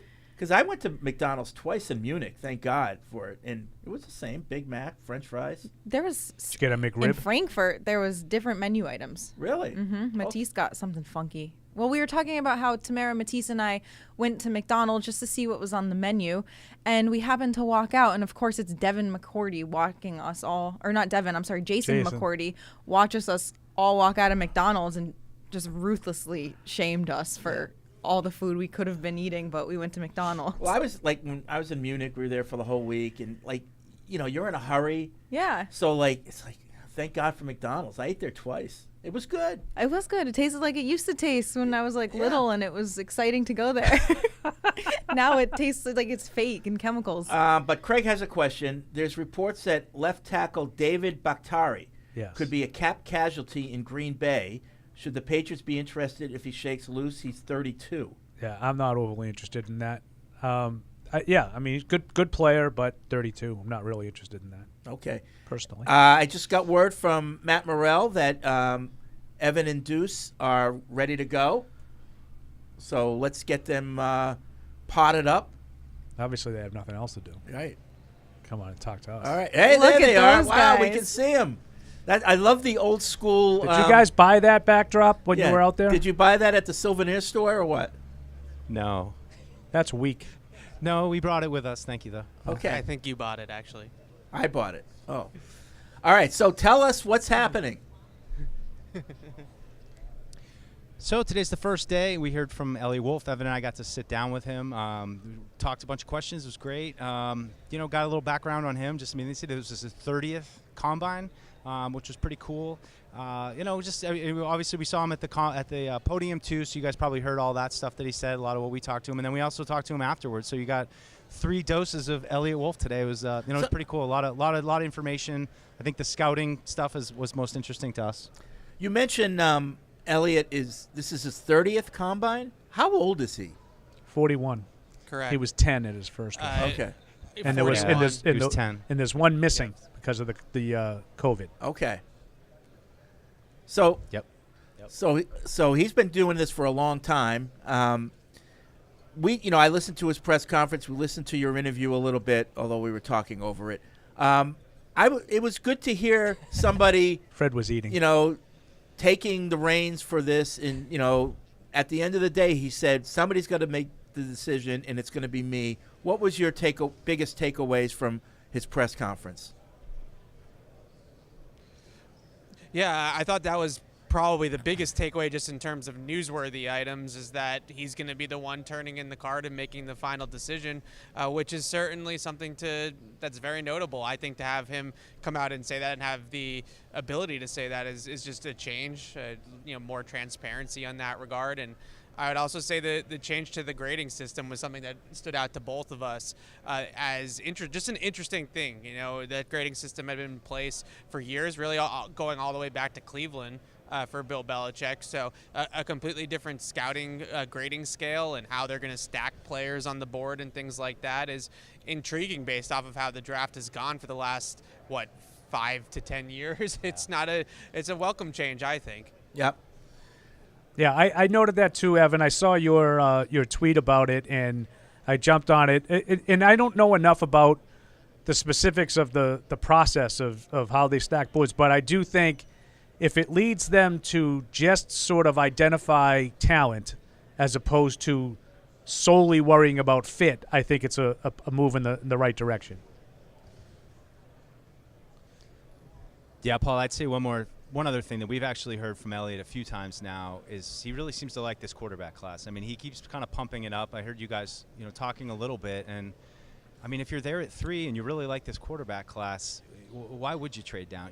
Stay where you are. These guys are going to go. I mean, he acknowledged, most of the quarterbacks in the league, as we've talked about ad nauseum on Unfiltered, our first-round picks. So just at least acknowledging that he thinks this is a good class. And he said toughness. Yeah, that was a standout trait to him about the quarterbacks, and I went back and read the quote directly, and it was the top of the quarterback class displays a lot of toughness. Huh. So I think that those guys, they're certainly, as you would expect, doing a ton of homework on those 3 guys, Caleb Williams, Drake May, and Jaden Daniels. And I think he really thought that all 3 of those guys, a standout trait was just being able to stand in the pocket and deliver under pressure with guys in their face and take hits. And durability was another word that he used to describe it, being able to, stay on the field, I think is a big thing for him at that spot as well. So I thought that was very interesting that was what he brought up and what he pointed to first. J.J. McCarthy is shooting up Paul's mock draft. Not Paul's. What's the scuttlebutt? What's the scuttlebutt in Indy about J.J. McCarthy? Because the Michigan people are really pumping him up, saying that he's going to draft higher than you think. Well, funny you should say that. Evan and I just went to Jimmy John's, and we were walking back, and that was exactly, I brought up J.J. McCarthy, who, as I heard Paul say earlier, he just doesn't throw a lot. And I think that there's maybe a little bit of element of unknown with him that maybe at least allows you to believe that, hey, maybe he's an amazing thrower and we just don't know it. But I was talking to Evan, and I keep kind of dipping back in on him, but I'm like, why are we even considering these guys? If this is a great class and you're at 3 overall, take the guy at 3. Let's not even worry about figuring out if Bo Nix or J.J. McCarthy are okay enough to develop over the next 3 years, and then maybe we're at 3 overall, make the most of it.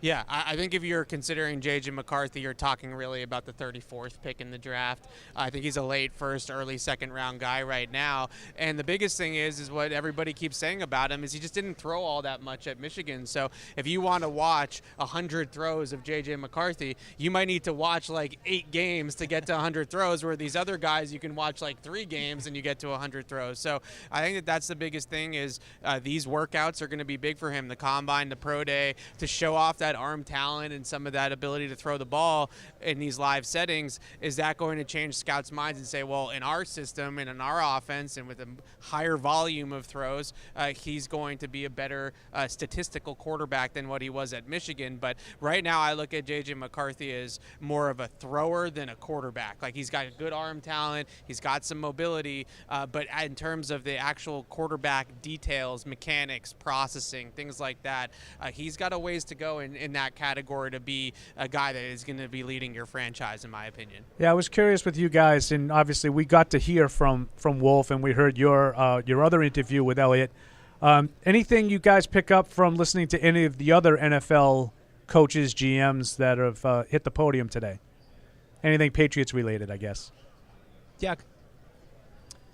Yeah, just one I caught was John Snyder from the Seahawks was up at his podium, and Mark Daniels actually asked him about Elliot because they were together in Green Bay, and it was kind of a good answer from John Schneider talking about, I think I used to babysit him, but just a lot of nice things to say about him as everybody has. I mean, I thought one of the interesting things too, I don't know if you guys could catch it during his podium stand, was a lot of the Green Bay folks were really asking a lot of questions just about some of the hits that he's been part of, and he spread the credit around a little bit of that, but yeah, that was that. And then a little bit of Mike McDaniel talking about firing Vic Fangio. That was another thing I just caught. Always got to see Mike McDaniel.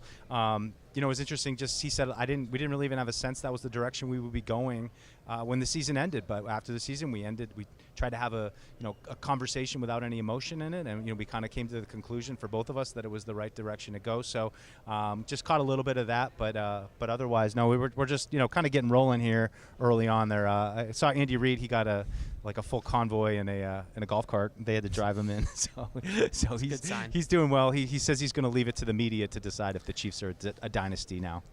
So you, Evan, you mentioned J.J. McCarthy's a guy who has a lot to gain from actually working out, whether it's pro days or at the combine, guys like that. What did you think of? What do you think of the 3 quarterbacks at the top not throwing, and also Marvin Harrison not doing anything?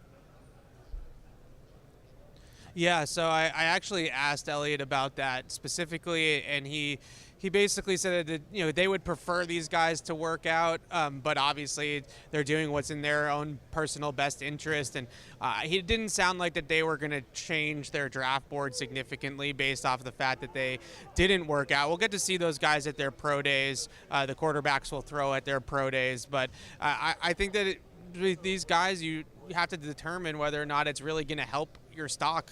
There has to be some sort of benefit to going out there and throwing. And for a guy like Caleb Williams or Jaden Daniels, they're going to go in the top 3. What benefit do they really have to throwing in these sessions? Whereas a guy like J.J. McCarthy, Bo Nix, Michael Penix, those guys could help their stocks by throwing in these events. I don't know how you help your stock from 1-1. You can't really, there's no place to go from there. So I understand why guys are opting out. And with Marvin Harrison, it's not that unheard of to not test. Devontae Smith, he didn't run the 40-yard dash his draft year. That's the one that comes to mind. Some of those guys just say, hey, I'm going to trust the tape. Look at the tape. Do you want to see how fast I play? I'm a difference maker, and they trust the tape on it. So it didn't sound like it was going to change the Patriots' opinions one way or another, but Wolf did say that they would like them to do these types of things, but obviously it's not in their control. Well, in the case of Harrison, though, he's not doing anything. He's not going to do pro days. He's just training for football, he says. Do you think that could become, more and more players who are established doing that?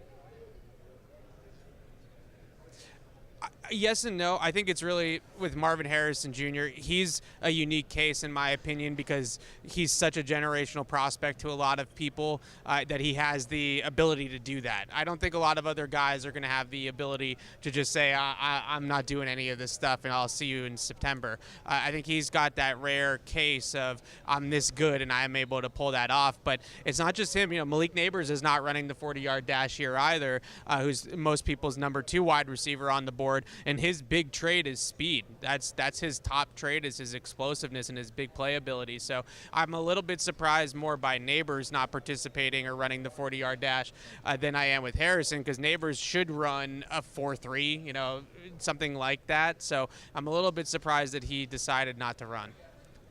I have one more question for you guys, and I don't know if you know the answer. Is Gerard Mayo there? Yes. We're going to see him tonight, and then we're going to see him tomorrow. I think he's going to do a little media scrum that we're going to get to. That's unfortunate. We're going to interview him tonight as well. So yeah, he's here. Sorry. No, I was hoping for totally selfish reasons. I was hoping he wasn't there, but no biggie. Just so that somebody be wrong. Bad report. No. Yep. Okay. All right, guys. Can I ask a question? Yeah, sure.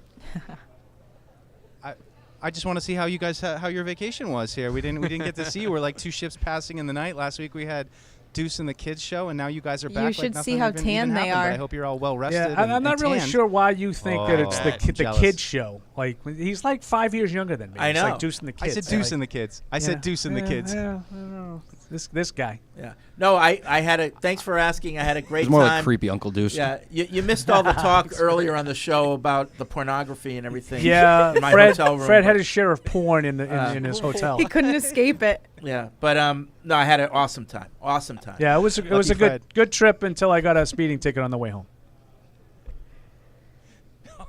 If you guys Paul, did know you do any lawyers advanced in scouting at Virginia, North let us Carolina? know. What did you see? Did you see that? Did Deuce show you the picture I sent? I sent a picture of Drake May. Yeah. So I was on it. Did you talk to their coaches and? No, I their saw. I just football talked to staff Drake and asked him about his personality and his leadership and. Yeah, I polled about 15 or 20 guys on the campus, and I didn't get anybody like Eldred who said everybody in North Carolina hates Drake May. I didn't get any of that. But no, I did get a chance to go to the football stadium and saw they have a big sort of plaque out front with his name on it and a quote about how great it is When to you're be a at Tar BU, Heel. didn't you play Coastal Carolina in baseball? We did not. Oh, no? No. Okay. Play any of the Carolina I've teams? actually No heard a plaque. lot about the opposite with Drake May. Good guy. Really good guy. Yeah, that's the word. Right. Yeah, I've heard a lot of strong leadership. Good guy. Yeah, there's a lot of buzz about his personality, that he's hard worker. All those cliches. Yeah, I'm curious. Like Elliot Wolf calling the top of the quarterback class very tough. Sort of runs counter to the way the media portrays Caleb Williams. No. That's true. I don't know if you know, but he cried. Well, That's true. Tough guys can cry. Tough guys can cry. What about right? painting their nails? Real men cry. I agree, Deuce. Real men cry. All right, so what's up on your schedule for the rest of the day, and what can we look for tomorrow? Yeah, well, we'll get some time with Gerard tonight, and then, we're jumping into it tomorrow. Unfortunately for Evan, it's the defensive side of the ball, so we'll be the defensive line, the edges, and I think the linebackers tomorrow, I believe. So we're kind of ramping up now. We're getting up to the quarterbacks, the wide receivers, the running backs will be Friday. The good part of the good part, as Evan said, but then the tackles on Saturday for those who care to check out this amazing tackle class, which was another thing I brought up to Elliot Wolf. Yeah, the bad part, Also the big boys. the good part. Yeah, the big boys, the big blockers. Arm length. Yeah. Really important. No, we're doing it. Hopefully just, maintaining our steak intake. That's a big thing this week, monitoring your shrimp and steak intake. Have we hit Elmo yet? Overdo it too much. So make sure. We did. We did last night. And? For a team dinner. It was wonderful. And Credit to Tony Flanagan. I was about for going to say the, we got to talk was it about what was Tony. it? The old 96er. It was a 96 ounces of All-American beef, and if you finish it, you get a T-shirt. Unfortunately, he didn't finish it, but he's still been carrying around the piece of steak in his pocket today that's left over, and he'll just take it out and take a gnarl of it while we're working. So it's worked out. It's worked out great for Tony here. All the dogs in Indy are following him around everywhere he goes. Flavor saver. It's like the mutton. Seinfeld. But did I hear you earlier, Evan? Evan, you went to a Jimmy John's? That was We did. me and Deuce went to Jimmy John's. The No Jersey Mike's in Indy Oh. proper. That's so that's we right. had to That's hit right Jimmy outside John's the state. instead. Yeah. Right. I know. I've frequented that Jimmy Yeah. John's. Yeah. All right, guys. Good job. Solid. We'll have a good time in Indy. We'll maybe talk to you Thursday. Stay out of trouble. That sounds great. Good. All right. We'll try. Talk to you soon. Love you guys. Bye. Evan and Deuce in Evan front says of the we'll try. We'll try to stay out of trouble. the old school backdrop in Indy. Good stuff. All right. I just had something inappropriate to say about Evan, but I actually kept it Good inside for you. a Very change. big of you. Yeah. All I could think about was last year's combine calls when Mike spilled the tea about one of our video team members almost missing the flight home. Good times. Was that the combine? I thought it was. What else would it be that they were all out there for? Could have been preseason. I thought it was the Vegas thing. Yeah, it might Was have been. it? It might have been. Yeah. Vegas, as Yeah. Moore used to say. The one of the joint practices. All right, let's get The back. Sox warned him to set many alarms. Yeah. So Mayo is there, and we will have something with Mayo because Yep. Mike and Evan are going to chat with him the way they did with Wolf. So Yep. that's something to look forward to. Yep. So they'll do that tonight, and then tomorrow he said there'll be some kind of scrum with Mayo with the rest of the media. Yeah, we don't care about that. No. All right. Phones are still stacked. Not surprising, but thank you for that. John's in South Beach. What's up, John? John in South Beach. Oh, man, these people, they hold on for half an hour. And I then think it's you. It's their time to go, and they're not there. Johnny South Beach It usually was John. He is- said he was going to hold, but he had a work call he had to take. Oh, okay. All right. Scotty. Good job, in Fred. New York. What's up, Scotty? Beam me up, Scotty. Yeah, let's just Womp keep womp. blaming it on all the callers. No, listen. Nice. I don't know.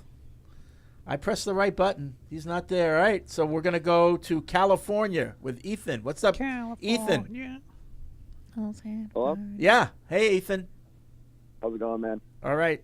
Long-time Patriots fan, you know, on the other side of the country. But so my question about the draft is, if we do stare at the quarterback, you know, we have Daniels and May, who are two very different quarterbacks. You know, there's one who's very mobile, a little lighter. He's really good in the pocket, has a huge arm. But then you have another who I kind of compare to Josh Allen, like 6'4", 245. He strives in the pocket. What do you think would be a better quarterback for our rebuilding franchise, even if they sat behind, you know, a veteran for a year, which, you know, is happening a lot with, I mean, that's how the Packers really build their quarterbacks. Who do you think would be a better quarterback or better fit for our franchise we're trying to rebuild? I think that May's skill set translates to the Northeast. Bigger And guy. I think they're both extremely mobile. Now, May is not the dynamic runner that Daniels is. Daniels blows everybody away in terms of running with the football. He is top of the class. But May is a very mobile quarterback, and I agree with the Josh Allen comp. And because of that, I think it translates to New England. He's a bigger guy, can drive the ball through the wind. I do not think Daniels has that kind of arm. But he is, you know, I'm coming around on Daniels. That, you know, my chastising from a month ago, I'm watching a little bit more and seeing more indications of him being able to do it more traditionally, not just – I just think that his propensity is to run. And I don't think you can do that. I think he's going to have to get better as a passer. I like them both. I take them both. But I think May, his skill set, in my opinion, better translates So let's say to the team to the weather, which I let's- think is a huge factor. Yeah, let's say the team really likes Daniels. They I would think take him. He can have a future in the NFL. But maybe he needs a year. Who do you bring in to be that quarterback for this year? I think there are options. Yeah. Is it Jacoby Brissett? I mean, That's what I was going to I've heard say. Jimmy G. Gardner, not Jimmy G. I wouldn't. I Well, absolutely he's would going to not. miss 2 games, He's right? suspended. Yeah, I absolutely wouldn't bring him in. Yeah. Like unequivocally, Poor I Jimmy would G. not bring him in. I know. He's I got- think someone did him dirty. I feel like so they didn't have to pay him or something. or- It sounds that way. But yeah. It does. Yeah, I too mean, bad. Gardner Minshew would be a guy. There's some backups that are probably going to be free agents. Cooper Rush, someone like that. But I think those guys aren't going to be interested in signing here because they want to sign somewhere where they think they have a chance to be the starter. Right. Not a guy that's going to start for 10 weeks and just a place. or maybe a year. Yeah. But you could get a guy on a 1-year deal, I suppose, like Tyler Huntley. If you were going to draft Jaden Daniels, would it make sense to sign Tyler Huntley for a year, have him play? But here's where I'm kind of going with this, and maybe they don't need to do that. But if you draft Daniels, you want to start building the offense around him, and even if he's not the quarterback this year, you want to start building that offense. Sure. So you want to get a quarterback that at least can run it. Which is why I said, would you sign Tyler Huntley? Yeah. And have him keep the seat warm for your more mobile dual threat guy. You don't want to have one type of offense this year, and then have to redo it next year for Daniels. No, that's why I'm looking for a guy that's similar skill set as Daniels and Huntley. Let's see. Okay, thanks, Ethan. Let's go to Danielle in Colorado. What's up, Danielle? Hi, how are you? Okay. So I have a bit of input. This is coming from. So I have a love-hate relationship with the Patriots. I will say that because I have family from Boston. My grandpa, may he rest in peace, was a Patriots fan. My dad is definitely a Patriots fan. And growing up as a Colts fan and being from Indianapolis, just seeing the way the Patriots have played, they need to get a quarterback and build around their quarterback and get some tight ends in there. Okay. Yeah, they need a lot of stuff. One of the quarterbacks they could bring in would be Jacoby Brissett because he can run the ball. Okay. Yeah. I mean, whoever they bring in is not part of the equation. Right.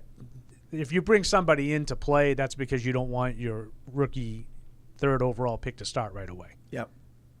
Right? Right. That's why you're bringing somebody in. Yep. So whatever they do is kind of irrelevant. Yep. Whoa. Okay. Thanks, Danielle. Danielle in Colorado. And Jacoby Brissett is not mobile at all. I should have read this email while Deuce was on. Oh. This is from George. He says, Fred and Paul, please never both be missing from the show again. Was it that bad? Deuce and the kids? More like Deuce and the turds. Oh, that's terrible. It was Alex is right here. Jeez. It was Were you on the essentially show? 4 hours of the halftime show, and it was without a doubt the worst week in Patriots Unfiltered history. I do have a question about the draft. Do you guys have any worry that the new regime is so worried about being the opposite of Bill that they would force a pick at 3 if doing the Bill move and trading down would be a smarter option? No. I have worries about being so determined to be different from Bill, yes, but not to the extent where they'll knowingly do the wrong thing. Right? Yeah. So you're telling me they know that trading down is the best course of action, but we're not going to do that because that's what Bill would do. Gerard's a smart guy. Yeah. He's not going to do that. Yeah. Yep. Let's see. Sam in Maryland, just thought I'd write in my review of Patriots shipping of my PU winnings. I was supposed to receive the Chargers game poster, enlarged PU shirt in the fall. Last week I received a medium PU shirt, so Marine was sort of getting it right. Love the shirt, even though I can't wear it. I did get a return to sender package upstairs, a shirt. I forgot to bring it down, though. I don't know who it was. Everybody that was complaining that they hadn't gotten their stuff, I just resent shirts to. He brought them by me as proof. He goes, here you go. He was all mad. 17 of them in my hands. Yeah, I have a return to sender package. You send them USPS? Yeah, why don't you do it FedEx? Flat rate. FedEx. I was told this is the easiest way. Might be easiest, but doesn't get there. Well, you do it whatever way the organization does it. No? We have FedEx upstairs. Oh. I'll do it from FedEx from now on. This is the way Nicole had told me to do it before. She's not here anymore. Oh, yeah, she don't shine shoes no more. Alex writes in, he's in North Carolina. I'd like to say I like Paul's new spot. Feels like he has a new swagger sitting in a new spot. Plus now we can have heated debates head on. Yes, confidence is my issue. Excited to see what the Wolf and Mayo are building in this new next generation of the Patriots. I'm going to miss what was the Patriots I grew up with. And like Paul says, they keep taking rocket shots at the previous regime, so we can assume that should be no more. From a defensive standpoint, how much do you think Bill not being part of the team affects how well the defense is prepared? I think it has. That's interesting. Yeah. That's a, you know how I like to say last year the defense was well down the list of anything that was wrong? Yeah. That's probably a very secondary minor concern, but it's a concern. Well, there's a lot of pressure on DeMarcus Covington. Right. And how much how much of that defense's success was because Bill just knows how to shut down another team. And at the first sign of a crack, it's going to be, Bill's not here anymore, and it's, DeMarcus Covington's going to get a lot of blame. But whether it's fair or not. So you hope maybe that in that regard, it's going to be interesting. I think if there's, because that I am not like 100% believer in the defense. I think they're fine. Yeah, you didn't think they were. I think they're fine. Yeah. I don't think there's anything wrong with. I think they're a very good defense in the current NFL. Yeah. They're not a problem. Yeah. But it will be interesting if they are not as good as they were. Right. Which may be, painfully obvious, but it may just be, you played more good teams with good offenses. Right. Which I really think, like last year, if you played the Jets with Rodgers twice, maybe they score more points than they did against you. You know what I mean? Well, that's where, and we've said it over the last few years with, where the Patriots aren't as good as they used to be. It's really important for us to be as objective as we can be in our analysis,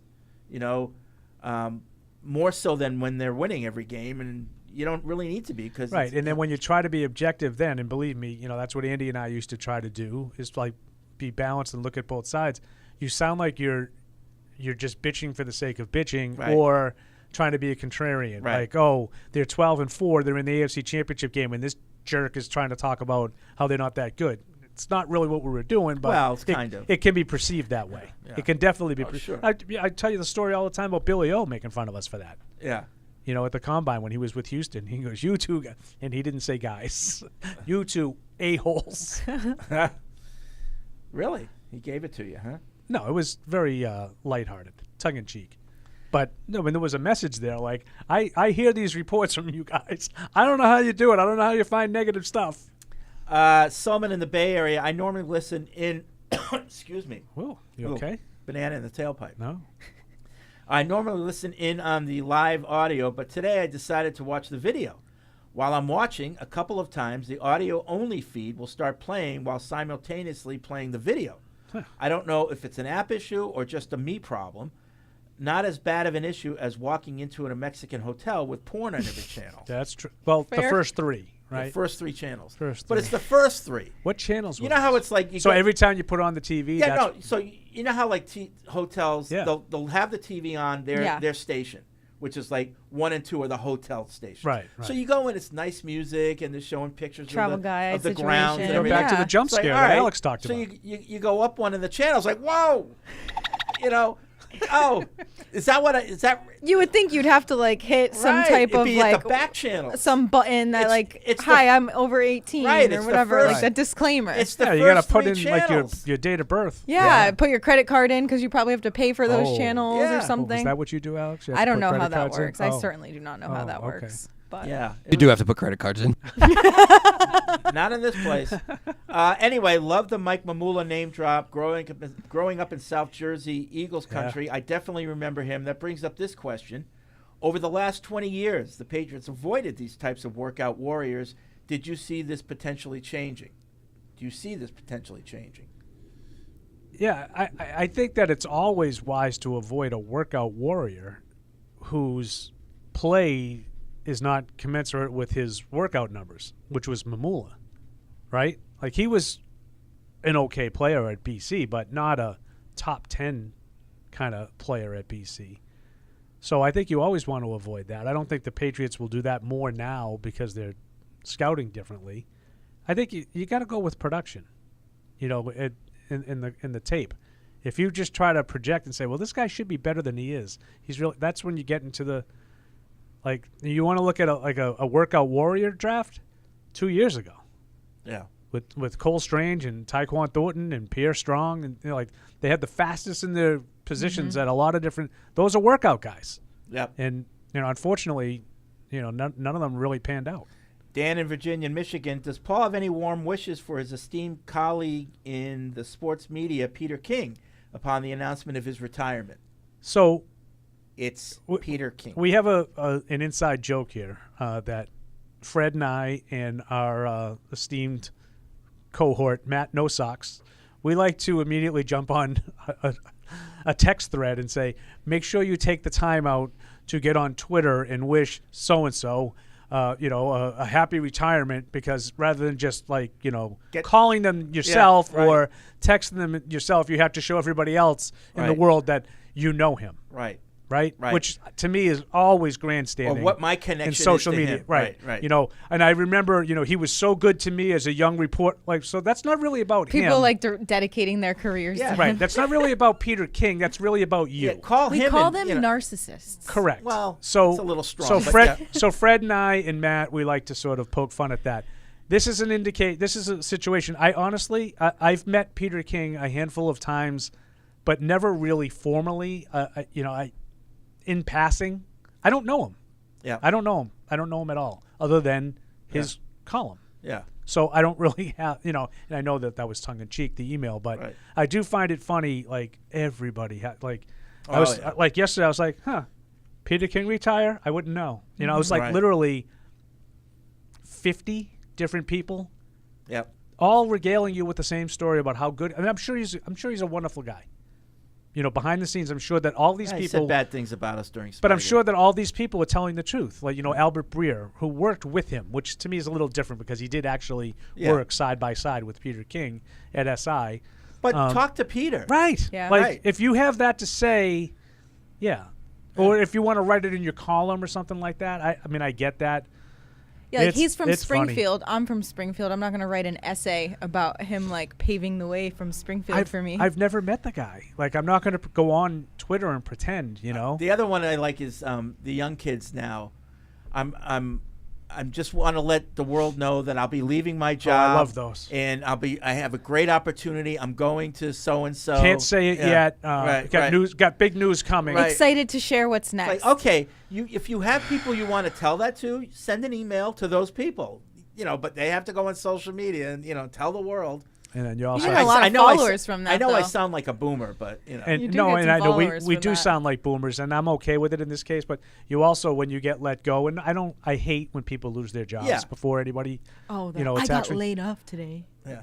So the sob story. What are you doing that for? You're try to doing get a that job. so now 100 of my followers will now tell me that's not fair. Yeah, misery one of the loves best company. in the business. Oh no, no one does it better. He won't be unemployed long. Well, no, if I was young and I got laid off, I would do it to say, anyone got a job? Well, that's different. Yeah. That's different. Yeah. If you're soliciting a job, that's a different. That's why I would. But I'm just talking about you're just looking for the attention Yeah. on social media. That's all you're doing. It's transparent. Alex and her ilk. And Dan also says Got a number called of people. turd, now I'm being lumped with them. A number of people, including Paul, have noted key events in the documentary that are not being covered. Isn't this series largely a Patriots Mr. Kraft joint, or at least heavily influenced by them? If so, why aren't they covering these events? No, it's not. It is. No, it isn't. But it wasn't done by them. It wasn't done by us. It was not Kraft we Sports. cooperated. They asked us for material. We got them as much as we could, just like they asked NFL Films. They shot stuff here. And Brady's people, they asked for stuff. So we cooperated. But, I can tell you that our PR guy was petrified because he had no idea what was in this thing. And he was really worried about what was going to be in it. I don't know if he's still worried or not, but we didn't know how this was going to come out. We had no Did control. you have something? Or did you? It's an aside, but I was just the Mass General Hospital press conference. At the end of it, Stacy goes, "Okay, thank you very much," and he says it the same way he still says it. Oh, yeah. It was just, it was another jump scare for me. I was like, "Oh my god, that's a SJ. jump scare." Oh. That's big. You getting that one? Yeah. Write that one down, guys. See, I try to get all these in my repertoire. All right. So hold on. What? Jump scare?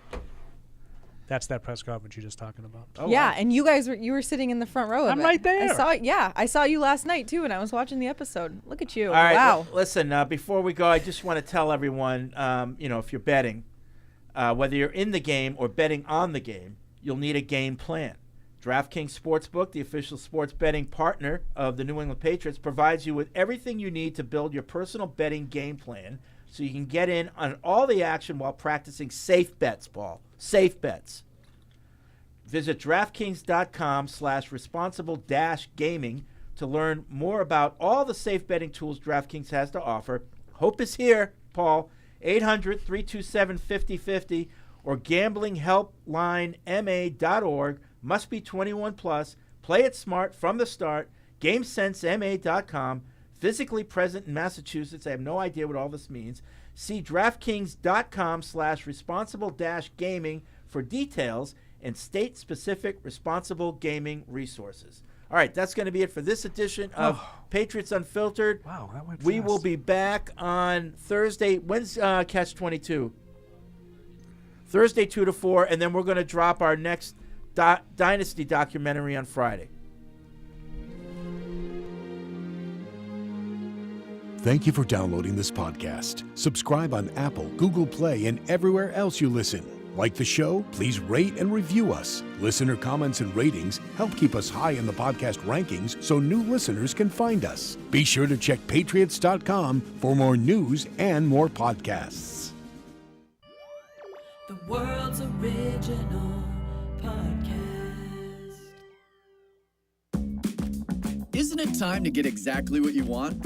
Welcome to Red Hot Deal Days from Verizon, where you get your pick of our best deals. Like My Plan, where you can pick the perks you want and save on every one. For limited time, bring your own phones to a Verizon store and you can get My Plan for our best price ever. Get exactly what you want in your phone plan and only pay for what you need. Bring your phones to your Verizon store today and get My Plan. These deals won't last. It's your Verizon.